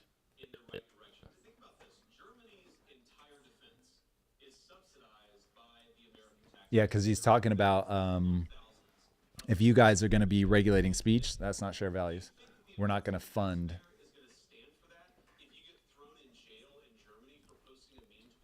That right there. That is what we're looking for.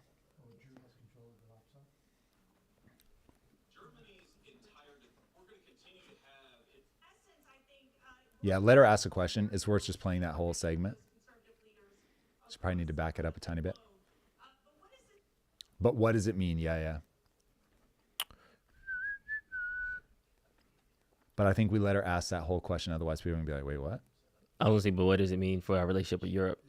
Or do you need all? So you're going to preface it for him? As long as you give the context, it'll be fine. But we do have to give the context.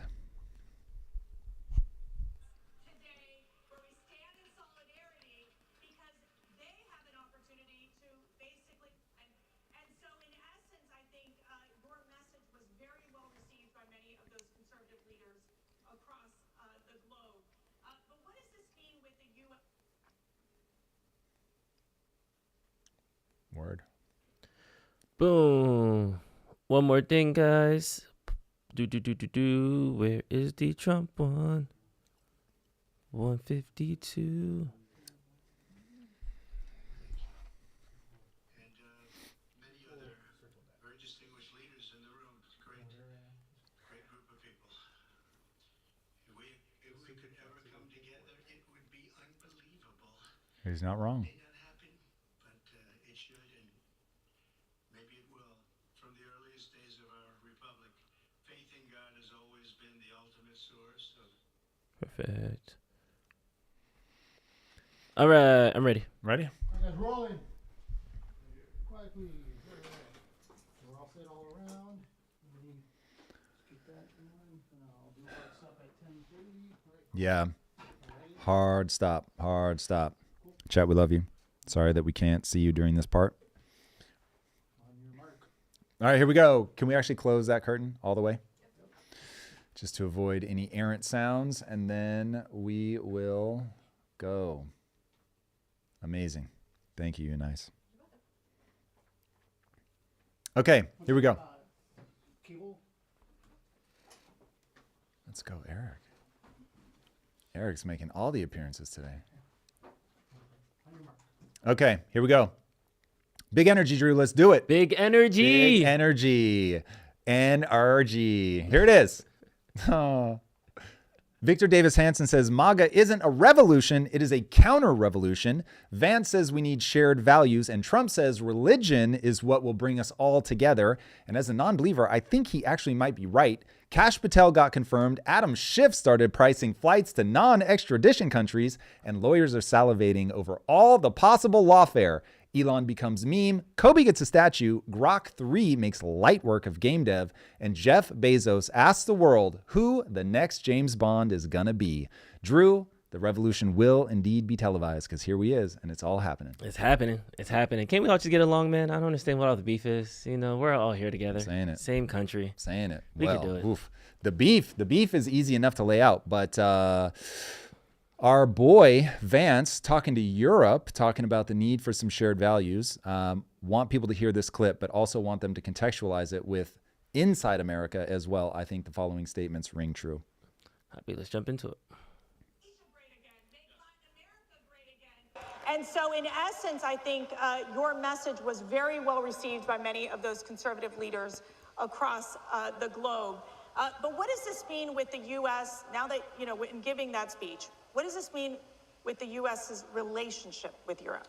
Well, look, obviously, we're going to continue to have important alliances with Europe, but I really do think the strength of those alliances is going to depend on whether we take our societies in the right direction. Think about this. Germany's entire defense is subsidized by the American taxpayer. There are thousands upon thousands of American troops in Germany today. Do you think that the American taxpayer is going to stand for that if you get thrown in jail in Germany for posting a mean tweet? Of course they're not, right? So the point that I try to make to our European friends, and I think that they're our friends, I believe that, I know President Trump does, is that friendship is based on shared values.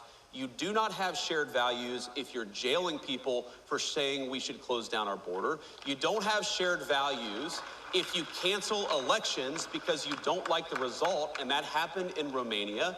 You do not have shared values if you're so afraid of your own people that you silence them and shut them up. So let's have shared values. Let's defend democracy. Let's have free expression, not just in the United States, but all over the Western world. That is the path to strong alliances in Europe. Ooh, we are witnessing before our very eyes the changing of the world order, where we've had this incredible stability is probably the right way to think about it for 70-ish years. And now all of a sudden we're beginning to realign. We're telling people you're going to have to pay your fair share in terms of the NATO fees. You're going to have to start considering what we think about your policies if you want us to be a part of your defense. And I don't know what way people are going to bounce. Given that we are the strongest military on planet Earth, with some potential exceptions for China, given that we are the strongest economy with some potential exceptions for China, I think that we're going to have a lot of pull, but it's going to be very interesting to see, because I don't think that Europe is just going to go, oh, okay, you want us to do it your way, we'll do it your way. It's not going to play out like that. Sovereignty is a big thing. This is why I think that the whole Canada's 51st state thing is not as simple as Trump wants it to be. I think there would be, even if it would be better for them, I think people are going to push back wildly because they see themselves as Canadian, the Germans see themselves as German, and people want to do things the way that they want to do things. And if we're now going to make that contingent, if we're going to say, hey, we're not going to keep supplying you with the aid that we've been supplying with you because I'm not sure that we continue to share values, it could get very weird. So it'll be very interesting to see what Europe's response is to Vance. And it's interesting to see Trump continue to position Vance as the one to put forward these international policies and say the hard things. He made quite the stir when he gave the speech on AI. AI needs to be about innovation before safety. He didn't say those exact words, but that was certainly the way that it was read by the Europeans. And I think, honestly, it was a fair way to read it. And so putting him out there, having him, again, clearly messaging to international allies that this is a new world order. Yeah, and I'm starting to see a common thread where it's obvious that they are now adding an asterisk to all the funds and the money that we're giving out. It used to be America got it, so everybody else can get it, and we just want democracy and freedom around the world. But now it's like, okay, what are you actually doing? What are you actually? It's almost like we're doing an international audit just as much as we're doing an internal Doge audit. For sure. Many of the things that they're focused on at Doge is where's all this money going? So much of the money was going abroad. I think for sure, I was really shocked by the percentage of money that was going out of the country, and for all the things that it was listed for was really sort of mind-bending. Now, I completely understand that a lot of the things that it stated that it's for is not actually what it's for, and that I'm sure a very distressing amount of this stuff is for covert operations, things that we think allow us to destabilize a government, to get access to whatever it is that we want access to, is probably more true than just taking things at face value. But still, when you're doing the kind of deficit spending that we're doing, the idea of just really beginning to taper that stuff off, I think it isn't going to be only good. I want to be very clear-eyed about that. But when you've got the kind of problems that we have at home created by the need to print money because of the deficit spending, I think it makes a lot of sense to start with things that are going to other countries. But for anybody paying attention, there are consequences to taking a more protectionist standpoint. So this will not be a free lunch. We'll see. And it's interesting because Trump spoke at the National Prayer Breakfast, and he said something similar in a different way. I want to tie these two together. Let's hear what Trump said. Great group of people. If we could ever come together, it would be unbelievable. Pause it for a second. That was the quote that really got me on this. I think it is so true that dividing an enemy is exactly how you defeat them. If you can get them battling against each other, you just take them off the chessboard. And the fact that America has been so increasingly divided for basically since the end of the Cold War, we just haven't had that gravitational center that held us together, and we have really started going apart. But hearing Trump, who is a divisive figure in that people respond so negatively to him, it doesn't matter whether I think he should be as divisive as he is divisive. Yeah. And he may simply represent something that's already there. Yes, for sure. But hearing him extend that olive branch, and I've heard him say this a lot, and maybe this time because he has such a different tone in his voice because he's at the prayer breakfast, it really hit me. But he's so right. If we could find a new gravitational center as a nation to bring the two sides together that can say, okay, look, we're arguing over what we think the best way forward is, but we all agree on what the best way forward, we all agree on where we're trying to get to. Man, that would be really, really incredible. I talk a lot about the need for the tension between the two sides. So there's an evolutionary reason that you have people on the left, high compassion. You have people on the right, personal responsibility. You need the tension between those. Those are both evolutionarily extremely valuable for getting a lot of people to cooperate. And I think that whether it was the new atheist movement or whatever, there was a throw the baby out with the bathwater moment where we said, and this is me saying it because I understand a lot of people really believe it is literally true. I am not one of them. But in saying that religion isn't literally true and therefore it's a joke and it's a waste and we need to get rid of it, that we didn't realize that we were trying to build a model of the universe and saying throw out gravity.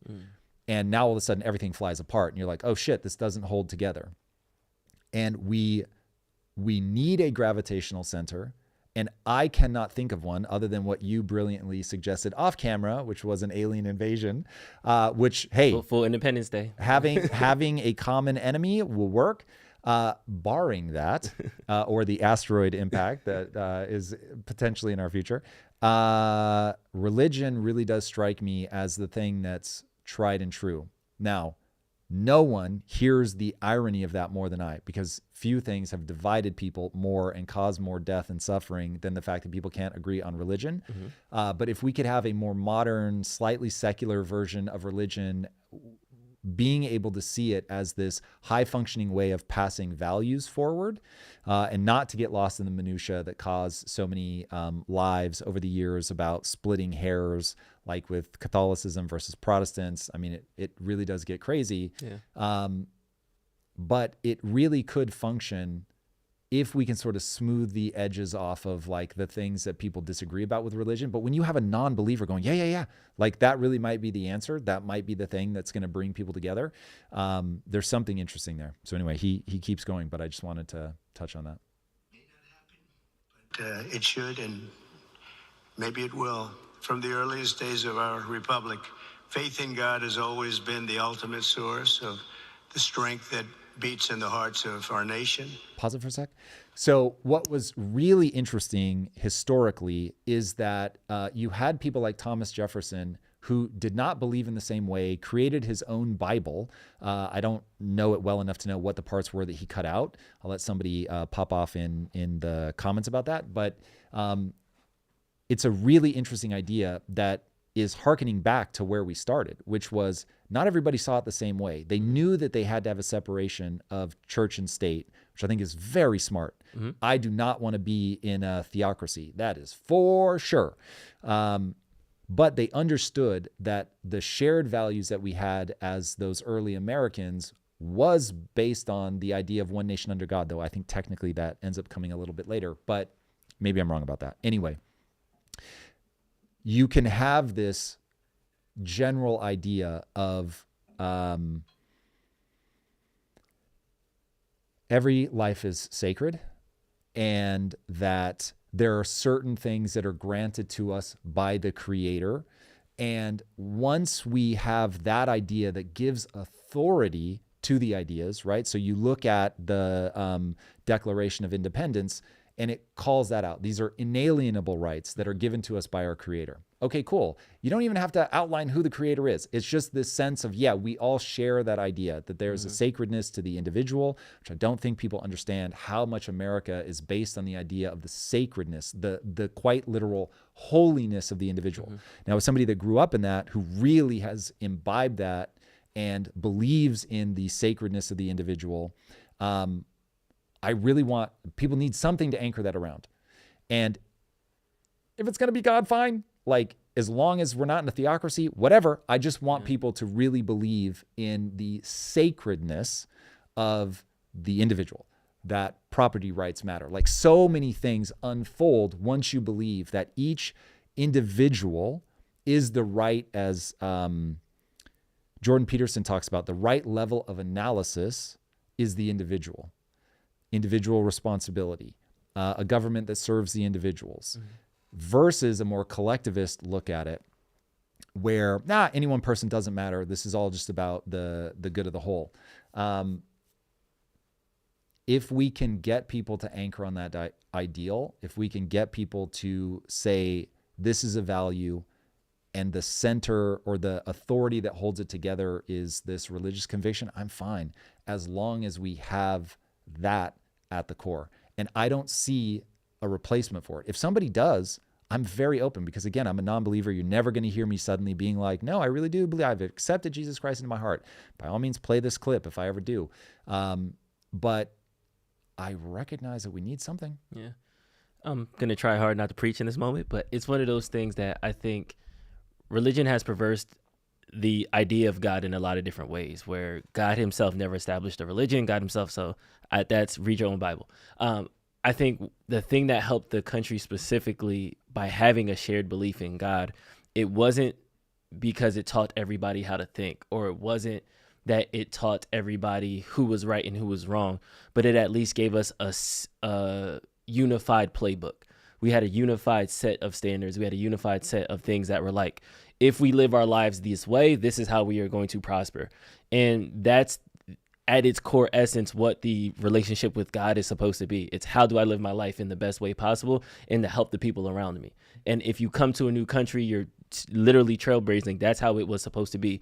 Now, yes, the Bible is used to justify slavery. And yes, there was a whole massacre to establish the U.S. So I'm not saying that these people were religious zealots or anything like that. But the fact that now they can tell their children, hey, be nice, be kind to your neighbor. The golden rule, do unto others as you want to do unto yourself. That's a Bible verse. There's all these standard euphemisms and moral kind of sayings that are just so ingrained in our society that are rooted in this religious standard that was the baseline for our thought. So I think now what happened is when everybody got their own truth, everybody then got their own facts. And now we have two people arguing about something and they're not even in the same universe. We're not even talking about the same set of standards, set of facts, set of ideas. It's almost like if a fish is arguing about a bird living standards. And it's like, yes, I'm sure the bird is going to say air is the most important thing, but the fish is also going to say, yeah, I have air, but I need to be wet, but the bird's not. And they're going to be arguing for days until they're both blue in the face, but they're not thinking about the same thing. They're not in the same space. They don't have that same shared ecosystem.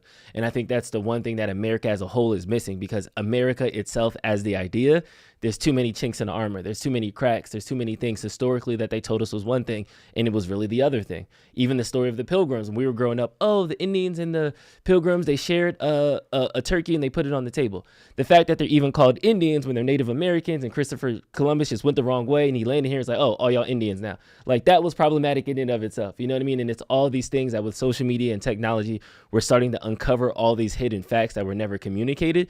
It makes us stop believing in the things that you told us to believe in. And What's interesting to me is the reason that we can live in a world where there is no agreed upon truth is because actual truth is so difficult to pin down. So much of what we think of as truth is simply interpretation. Truth is physics. So that's why I think the idea of you need some authority to base, like, do this because XYZ authority. Now, if we could build something on top of physics, great, I'd be all for it. But the reality is, A, we don't understand physics all the way. We have not reached a unifying theory of the universe. But even if we did, that simply explains the physical experience that you're having. It explains why your blood pumps the way that it does. It explains chemistry. It explains all of the biological processes, all of that. It explains why plants grow or don't, how the sun works, how it keeps us warm, how it transfers energy. Like, it would explain all of that, but it's still not going to explain the human experience. It is not going to explain the way that we have evolved over evolution to interpret our surroundings, to come up with a story that allows us to put in hierarchy the very complicated world and say, oh, only pay attention to these things. You need some authority to ground all of those things on. But once you understand that you're not going to be able to ground it on quote unquote truth, because it simply is the human brain finding a way to put in hierarchy all of the things that it understands and believes about the world so that you can move forward.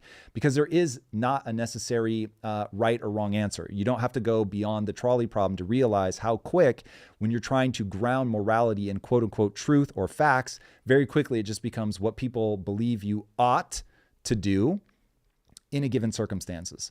And the physics of that situation is, if you pull the lever, then the train goes one way or it goes the other. And it's going to hit, again, physics, whatever's sitting on the track. But there is no good, bad, right, wrong on those without some authority at the center to say, this is the thing you should believe and this is why you should believe it. Religion is like the ultimate because I'm the parent and I said so. Truly. And if I'm right that the reason that religion has lasted as long as it has is because it has a high degree of utility, and that you can look at religions as being, at least in the time and space that it was hyper useful for, it allowed people to survive better. It gave them a mechanism by which they could meet a stranger and say, oh, we believe in the same God, therefore we're going to cooperate with each other. And that is something that no other species has. You don't have this imaginary mental map that allows you to cooperate across space, across time, across knowing the person or not knowing the person. And so it is one of the things that has allowed humans to be as successful as we are. But the idea of authority, that is the full thing I think people need to take away. What I am grasping at is, what is the authority upon which we're going to base morality? I talk a lot about we need to identify and state very clearly, where are we trying to end up? What is the end state that we want to get to? Everything else is just, what's going to be the most effective and efficient way to get there. And we are going to debate that until the end of time. But you have to have something to ground that final vision in, to say, this isn't Tom speaking, this is the Lord speaking. And now all of a sudden it's like, oh, because God said so. And this is exactly why we make gods out of men, because you need to grant them some sort of authority to anchor on. And I'm trying to preempt what I think people will push back on. It is recognizing that the vast majority of what we think of as true and false is human interpretation. That is the enemy that we're up against. You're not actually dealing in physics. The only thing that is objectively true, that whether you believe in it or not, it doesn't matter. Like money, if you stop believing in it, it stops working. It doesn't care what you think about it. Think about a meme coin. Sorry, God very much cares about what you think about it, because if you stop believing it, it stops working. Money stops working. All of those figments of our imagination stop working. But gravity doesn't stop working. Gravity doesn't care whether you believe in it or not. Physics don't care whether you believe in it or not. So going back to the trolley problem, which for people that don't know the trolley problem, it's usually some variation of, there's 5 people on one side and there's one person on another. If the train were barreling towards the 5 people, would you be willing to pull the lever to get it to go kill only the one person? And you suddenly realize, oh, damn, like, what am I making this decision on? And then what if it's 5 murderers versus one person? What if it's one normal person? What if it's 5 old people versus one infant? Like, how do you start going, oh my God, like, I don't know how to make these moral decisions. That is when you have lost anything with an authority that gives you the answer to those most difficult questions. And so, when people say, like, we can architect all of this on the back of just what is objectively true, that is a fundamental misread of what you believe, as if you simply believe what is true. People don't believe what is true. They have made a choice over time about, it's usually invisible, but they have made a choice about what to believe is true versus like, oh, this is grounded in physics. And so because that breaks down, because physics is never going to answer the trolley problem and the human experience is effectively the trolley problem over and over and over and over and over and over and over, you run into issues. Yeah, that gap is always going to exist. But I think that's what's happening in this current moment, and Victor Davis Hanson kind of breaks down. In fact, before you play this, okay, so the reason that what you're about to watch matters so much is you've got the left and the right racing away from each other.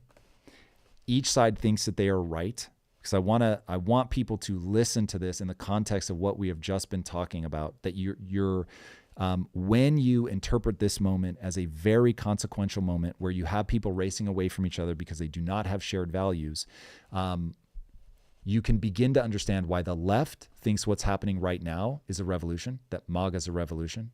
And when you hear him talk, you're going to understand why the right thinks what we just went through was the revolution. Now, what I'm saying is neither of them are right. There is no objective right here. The left is saying this is how the world ought to be, and the right is saying this is how the world ought to be. And I'm saying without something that has authority to anchor everybody, you're going to just keep racing apart. This all goes back to Nietzsche and his whole thing. I mean, I forget when he was alive, but I think in the late 1800s, early 1900s, he prognosticated, we killed God and we will never be able to wash the blood off of our hands, or God is dead and we'll never be able to wash the blood off our hands, whatever the exact quote is. And he was able to see like what's going to happen over time as we lose that anchoring authority. All right. With all of that in your head, watch Victor Davis Hanson. Not a revolution. It is a counter-revolution. There's a big difference. This is a restoration. Let's use the word Trump restoration. We don't really appreciate what we've been through with 8 years of the Obama revolution and the 4-year more radical third term of Obama, using or employing the wax and effigy of Joe Biden. A revolution that we've experienced was a cultural, economic, political, social revolution. It was very similar to the French Revolution under the Robespierre brothers. We should remember what they tried to do. They changed the days of the week. They renamed things. They tore down statues. They went after the church. Does this sound familiar? This revolution that we've experienced, everything was up for sale. Everything was negotiable. We invented a third gender and rammed it down people's throats. We tore down statues. We said 1776 was no longer the foundational date. It was 1619. We changed the very mechanism that we vote. We went from 70% of the electorate voting on election day to 70% of the electorate not doing that, either through mail-in or early voting. That was a radical change that had no discussion. It was done by fiat. It was incredible. We went We looked at girls' sports and we destroyed it. We said that transgendered biological males that were now transgendered females could compete. They won over 600 medals they took away from hardworking female athletes. We had drag shows among young children. It was an effort to change the entire Constitution. We forget that. They were trying to bring in Puerto Rico as a state and Washington, D.C. to get 4 innocent senators. They were proud. They said that they were going to pack the Supreme Court. Hadn't been tried since 1937. And it was an object of disgrace ever since, but they were proud to try it again. They talked about making states, the Senate, look like the House. They wanted, and a lot of them were advocating it was not fair that one senator in Wyoming, to take one example, was worth 250,000 votes, but a senator in California represented 20 million. They wanted to change the makeup of the Senate. They wanted to get rid of the Senate filibuster. Remember that. They wanted to bring back neo-Confederate nullification. 600 jurisdictions in the manner of South Carolina in 1832 or on the edge of the Civil War in 1860 when neo-Confederate Southern states said the federal government's law does not apply to us. Tariffs, Yankee tariffs, no, we were going to override them. Andrew Jackson almost invaded the Carolinas over that, South Carolina. And so these jurisdictions said, federal law doesn't apply here. We're exempt. We have our own law. You cannot, federal immigration. So my bias is on the table. I totally agree with Victor Davis Hanson. I think he's one of the great thinkers and really understands the world through the lens of realpolitik for sure. But my whole point is that what is he anchoring his belief system on? What am I anchoring my belief system on? It isn't empirical fact. So it is simply me saying that's what I think is the right way to get to human thriving, where you're going to get as many people as possible in a good place by respecting the sovereignty of the individual, by recognizing the individual as sacred, by understanding that that's the right level of analysis when you think about is this working or not working, going all the way down to the individual. But I fully recognize that that is a set of beliefs that I have come to adopt over time based on me running a bunch of experiments. It is not me saying, oh, I have hard facts on my side. And so that's why when you have one side that's like, no, you're the counter-revolution, and the other side saying, no, you're the counter-revolution, you get this kind of madness. And so there's going to need to be something. And again, I think the only answer that's on the table, and I am super open if somebody has a better answer, but the only thing I see is religion. I feel like at this point, we're just going to have to wait and see. I think the pendulum is going to keep swinging until we find that thing to ground us, and I don't see that happening in the next 4 years. It's just going to be more of the left game. Isn't the asteroid only 3 years away, Drew? Come on now. I watched the whole video with Neil deGrasse Tyson, and it could be the thing. We've got, 3.1% chance of getting struck by an asteroid, but it isn't going to wipe out humanity, everybody. So says Neil deGrasse Tyson. We shall see. Yeah, moving on. This one scares me. Cash Patel. This one scares me. But Adam Schiff and him have a beef, and I did not realize that. Oh, So a hard beef. let's check in on them and see what's going on. I'm doing this because we're short for time. Okay, fair.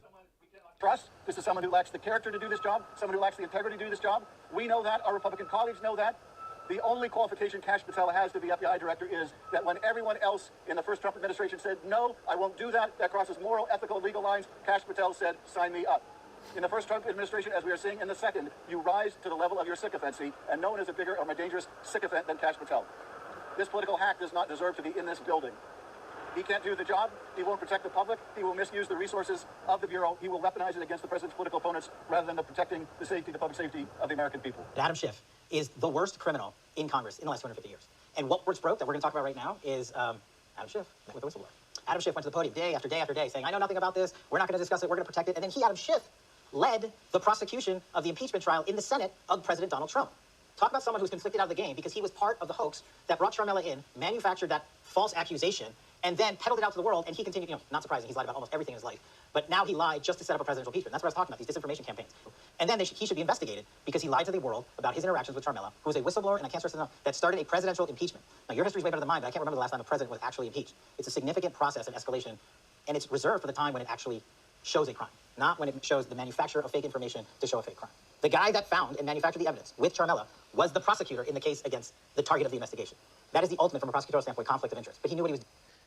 Is this another example of just right versus left? They're both arguing about the T and not the actual thing, or do you think that they have some? The thing to zoom in on here is lawfare, and I really, really, really worry that all we're going to see is all the lawfare that was happening to Trump, which seems patently obvious to be lawfare. Even if you've got a president that has done things that are criminal. Look at the way that they handled Nixon. You say it's not good for the country to go after this guy. We need to look forward. Now, the conundrum that I think that we're in is you're going to see lawfare go from the left over to the right, and now they're just going to go after the left as hard, or that's certainly the opportunity before Trump. And so if he does that, it becomes gang violence. And it's just like, you got one of mine, so I'm going to get one of yours. Now, the hard thing to deal with here is, what do you do when you have people that are doing criminal activity? You can't just turn a blind eye. And if it's getting so rampant that you're now having a government that is collapsing under the weight of its own corruption, because you're never going to get to zero corruption. So I'm really worried that people are going to, instead of saying, look, I'm going to hold, in terms of looking backwards, I'm going to hold a really high bar for me to pursue somebody. Like, they will have to have done something so insane that, we're going to go after them. Take January 6th. If you didn't show up with a weapon, we're not going to pursue you. Okay, cool. Even if you believe this really was an attempted coup of the government, because of partisan bias, we are not going to pursue anybody that didn't bring a weapon or anybody that didn't actively assault a police officer. Okay, cool. At least you're saying this is a really high bar, even though you're like mortified to your core that people tried to storm the Capitol. That it strikes me as the only way forward, that somebody somewhere has to turn a cheek and say, yes, I was wronged. And yes, that's egregious. And yes, by the letter of the law, we could go after them. But the reality is there's a reason that there's a difference between the letter of the law and the spirit of the law. The spirit of the law is we want to make a stable country that allows people to thrive as individuals. That's the spirit of the law. Everything that we put on the books is to try to do that, to make a place where the individual can thrive, that we're protecting everyone's ability to have a shot at thriving. Okay, so it is a collective notion in that sense. It's not like if one person's winning, all is well, but you want to make sure that you have this even playing field where you're minimizing corruption as much as humanly possible. You're giving everybody a chance to get educated and really do something great, that the government more or less stays out of people's way. And the only time that they step in is to make sure that the playing field is not becoming corrupt. Okay, if that's the spirit of what we're trying to create, then it's like, if you're over-indexing on the letter of the law to go in and bludgeon people and say, we're going to give these people crazy sentences because it's politically advantageous for us to do so, dude, at some point, somebody has to have like some fucking honor and integrity and say, I'm going to take it on the chin. And Trump is poised to do that. They tried to kill me. There were 2 assassination attempts on my life, literally got shot in the ear, but I'm not going to do it. I'm not going to pursue them.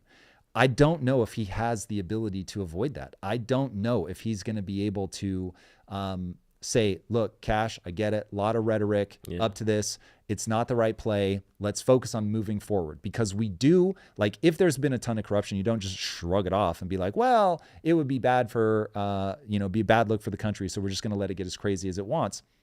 But you say, look, this is the dawn of a new era. I'm not worried about looking backwards. I'm only thinking about looking forwards. Now, if people start doing crazy shit, we are going to address it. We're going to have transparency. We're going to draw this stuff into the light, and we are not going to take this fucking sitting down.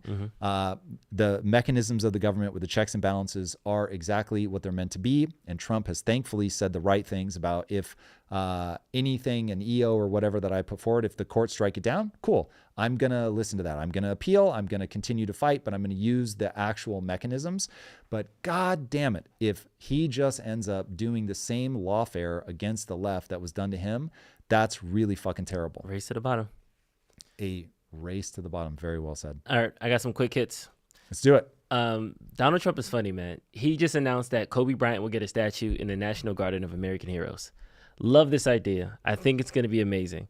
It's just interesting that I'm going to see how people try to spin it as a bad thing, but I feel like Trump knows how to get the small wins that will last longer than he does, but it's one of those like funny, interesting. I'm not tracking.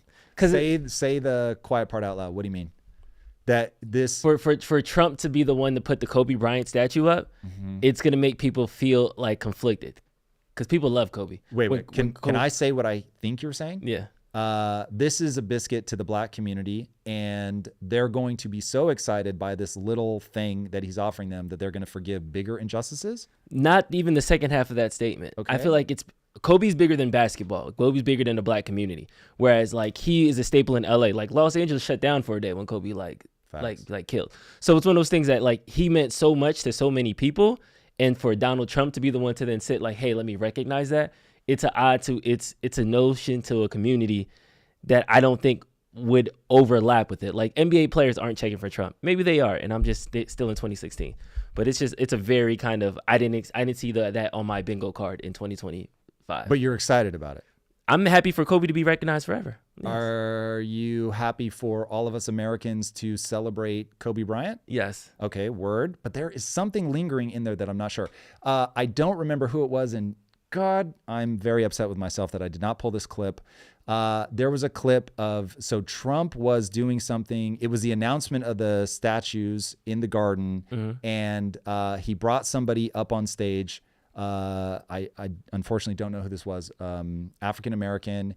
And he was like, Trump is the greatest president ever. And I was like, holy fuck. Like to have, imagine that in 2016, like people would have lost their ever-loving minds. Now, are you excited that the black community is getting behind Trump and whatever percentage they are? Or you're like, nah, fuck that. I don't think the black community is getting behind Trump. I think should they? I don't think the black community should get behind any political candidate because America hasn't cared about the black community as a political class. But that's another conversation. It is, but don't you just think it's a numbers thing? They only care about who's going to get them elected. No, it's. You don't like that morally, or you disagree with it factually? I disagree with it factually. Okay, give me the facts. Tom, now you're making me fractal. We don't have time for that. Okay, it's a limited. Oh, we're class. Getting sweated. Sorry. Yes, it's a limited voting class. We got the demographics have shifted. The focus on the black community is no longer as important to the Democrats as it once was. So now that they have a new class of people, whether it's the LGBTQ, whether it's the Hispanic population, whether it's the immigration, the people that are allowed to stay after with Trump's new EOs, I don't know how many people of them will stay, but they have now shifted and they lost their political power. So now I think the black community is kind of political homeless because while some people are going to the right has still much very classic right Republican racist rhetoric that some black Americans are not willing to forgive or look past. And then on the left side, they just feel like they've been left. Whereas Trump can come in the first 100 days, give high fives to every community and everybody that helped him, including the black community with this nod. And meanwhile, Joe Biden, Barack Obama, and some of these other people that were in office weren't able to do nearly enough specifically for the black community as they were once promised. So here's my take. Thank you for that. I would say the right thing for any community to do is say, it doesn't fucking matter what was happening in the past. I don't even care if Trump failed you in term one. Is he going to do good shit for you right now? And are the things that he's doing beneficial for as many people as humanly possible? Is it creating the soil in which all individual Americans can thrive? If answer yes, do more. If answer no, do less.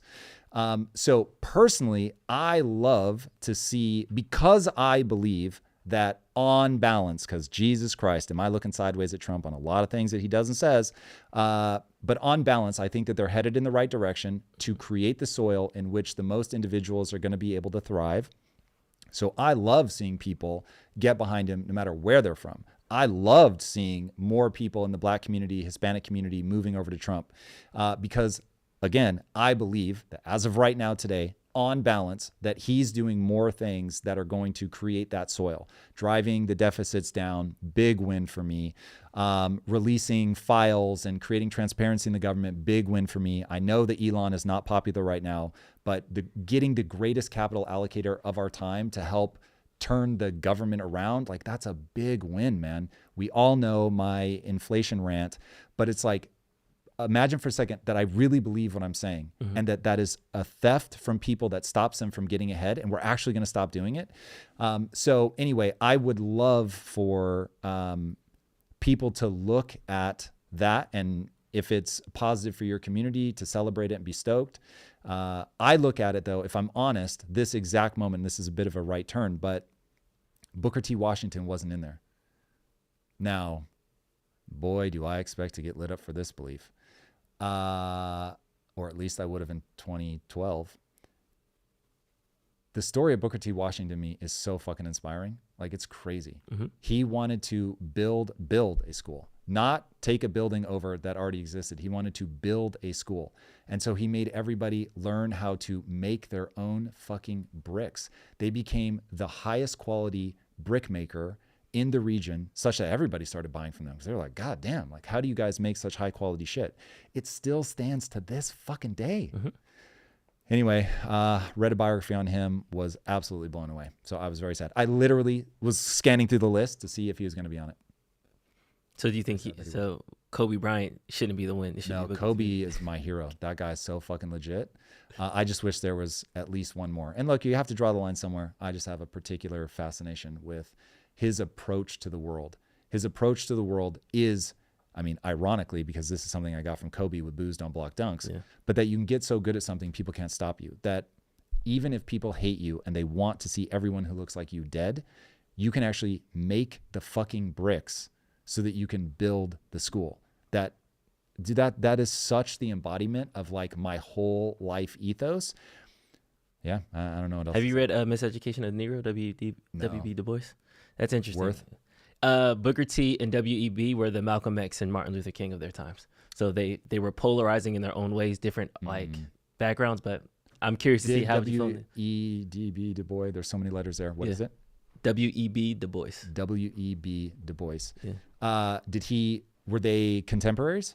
Yes. Did they I don't know if they were actually friends. I don't know what their personal relationship was, but they were always, you were either camp of this or camp of that. Got it. So their rhetoric didn't necessarily align. No, but they were I secretly believe they respected each other. I think they respected each other. Yeah. Preference. Even Martin Luther King, Malcolm X. Yeah, you respect each other, especially in public. Moving on.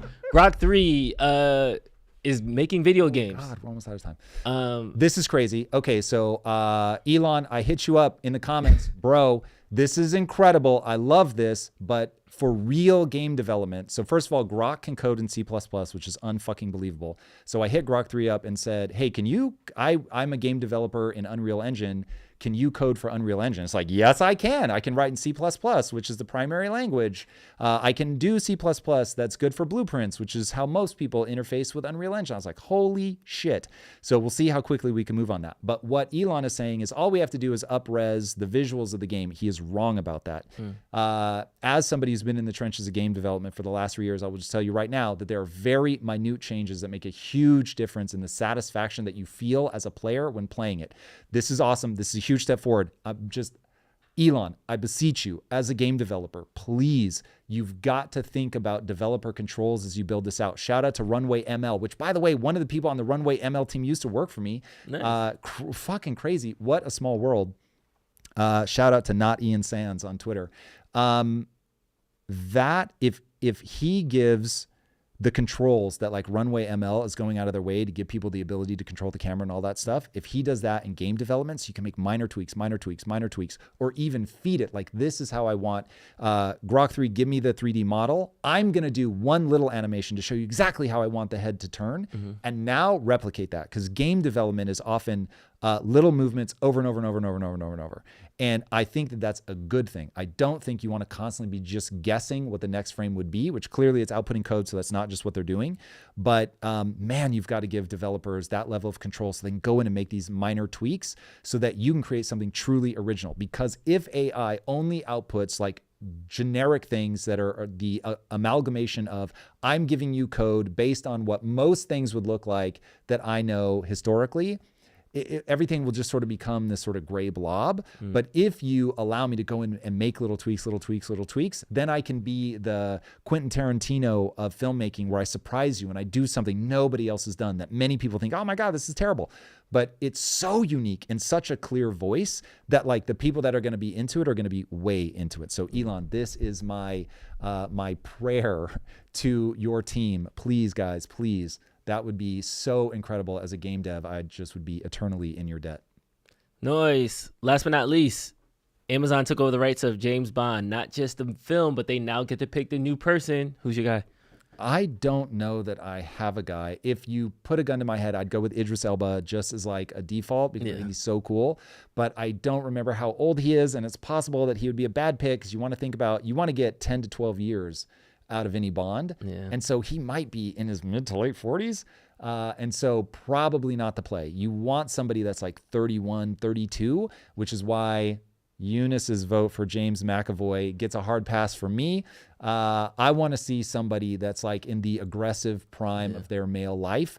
The whole fantasy of James Bond is that he's suaver than you. He's got access to more gadgets than you. He gets laid. He gets the kills. Like it's the ultimate male power fantasy of very intellectual, very good with the ladies, and very good with the gun. And so she also called for a Timothée Chalamet Bond. Oh, he's so physically frail. Timothée Chalamet, I love you the most as an actor. You're fucking unbelievable. I don't know. But I want some I stewed tough on it. people. The Timothée Chalamet might be it. Because you know how it... Because you want him to roid up. No, because you know Robert Pattinson, they made him like emo Batman. And like, it was a new perspective of like Batman instead of being this brooding, aggressive character. You want an emo Bond? I feel like this could be like how Bond became Bond. So this is like so out of touch with culture. No, like this is like this was Bond before he gets his first heartbreak, and then he's like, now I'm grizzled, and then in Bond 2, he comes back roided up, and now I'm just killing people. So you start to see like his art. Oh, people would hate the first Bond so much. It'll be like it will have to be a 3-film series because you can't. The first one was weak emo Bond to begin. Heartbreak. Yeah. Maybe fucks up a mission. Somebody's mom gets killed or something. Yeah. Maybe if you'll let me, he gets like a neuro implant in his brain. No, I'm losing you there, but I like it. He comes back in the next one. He's jacked. And now he's faster than everybody. And now he's classic faster. Bond. Yeah, now he's back to being him. But I feel like we need to see, just like with Batman Begins, terrible. Dark Knight, amazing. You need the. You didn't like Batman Begins at all? I mean, in the grand scheme of Batman movies, it's not in the top 5, but it was good. I love Christopher Nolan. He could do no wrong in my eyes. Dude, well, Christopher Nolan, I love you, but if I could ask you to just dumb things down a little bit, your shit is hard to fucking follow. And so what was the time one? You're listening slow. All the time. That's it. No, how dare you, Drew? What was the one where he's playing shit backwards? Tenet. Yeah. Come on. You followed the whole fucking thing? I love Tenet. I didn't say, did you love it? I said, could you track the fucking narrative? I watched that thing like 3 or 4 times. Could you track the narrative? Drew, I'm going to put you in a lie detector. Could you track the narrative? I'm going to be honest. My take on Tenet is, I hate that this is the black episode today. My take on Tenet is that this is the first time he has a black protagonist and he doesn't have a name. Interesting. So I had more beef with that than the time thing. Okay. All right. That's all I got. Yes. Give me up to Oh, man. I'm going to lose my job. I'm going to lose your job. I'm joking. So Christopher Nolan, if I could, just PSA really fast. Come on, brother. You got to like really just a smidge come back to planet Earth. I get it. Your brain is big. We just want to see stuff blow God up. That's damn. it. Like I want to be able to follow the narrative. So I'm not just watching it because it looks cool. I actually want to be invested in the stakes of that shit. All right, everybody.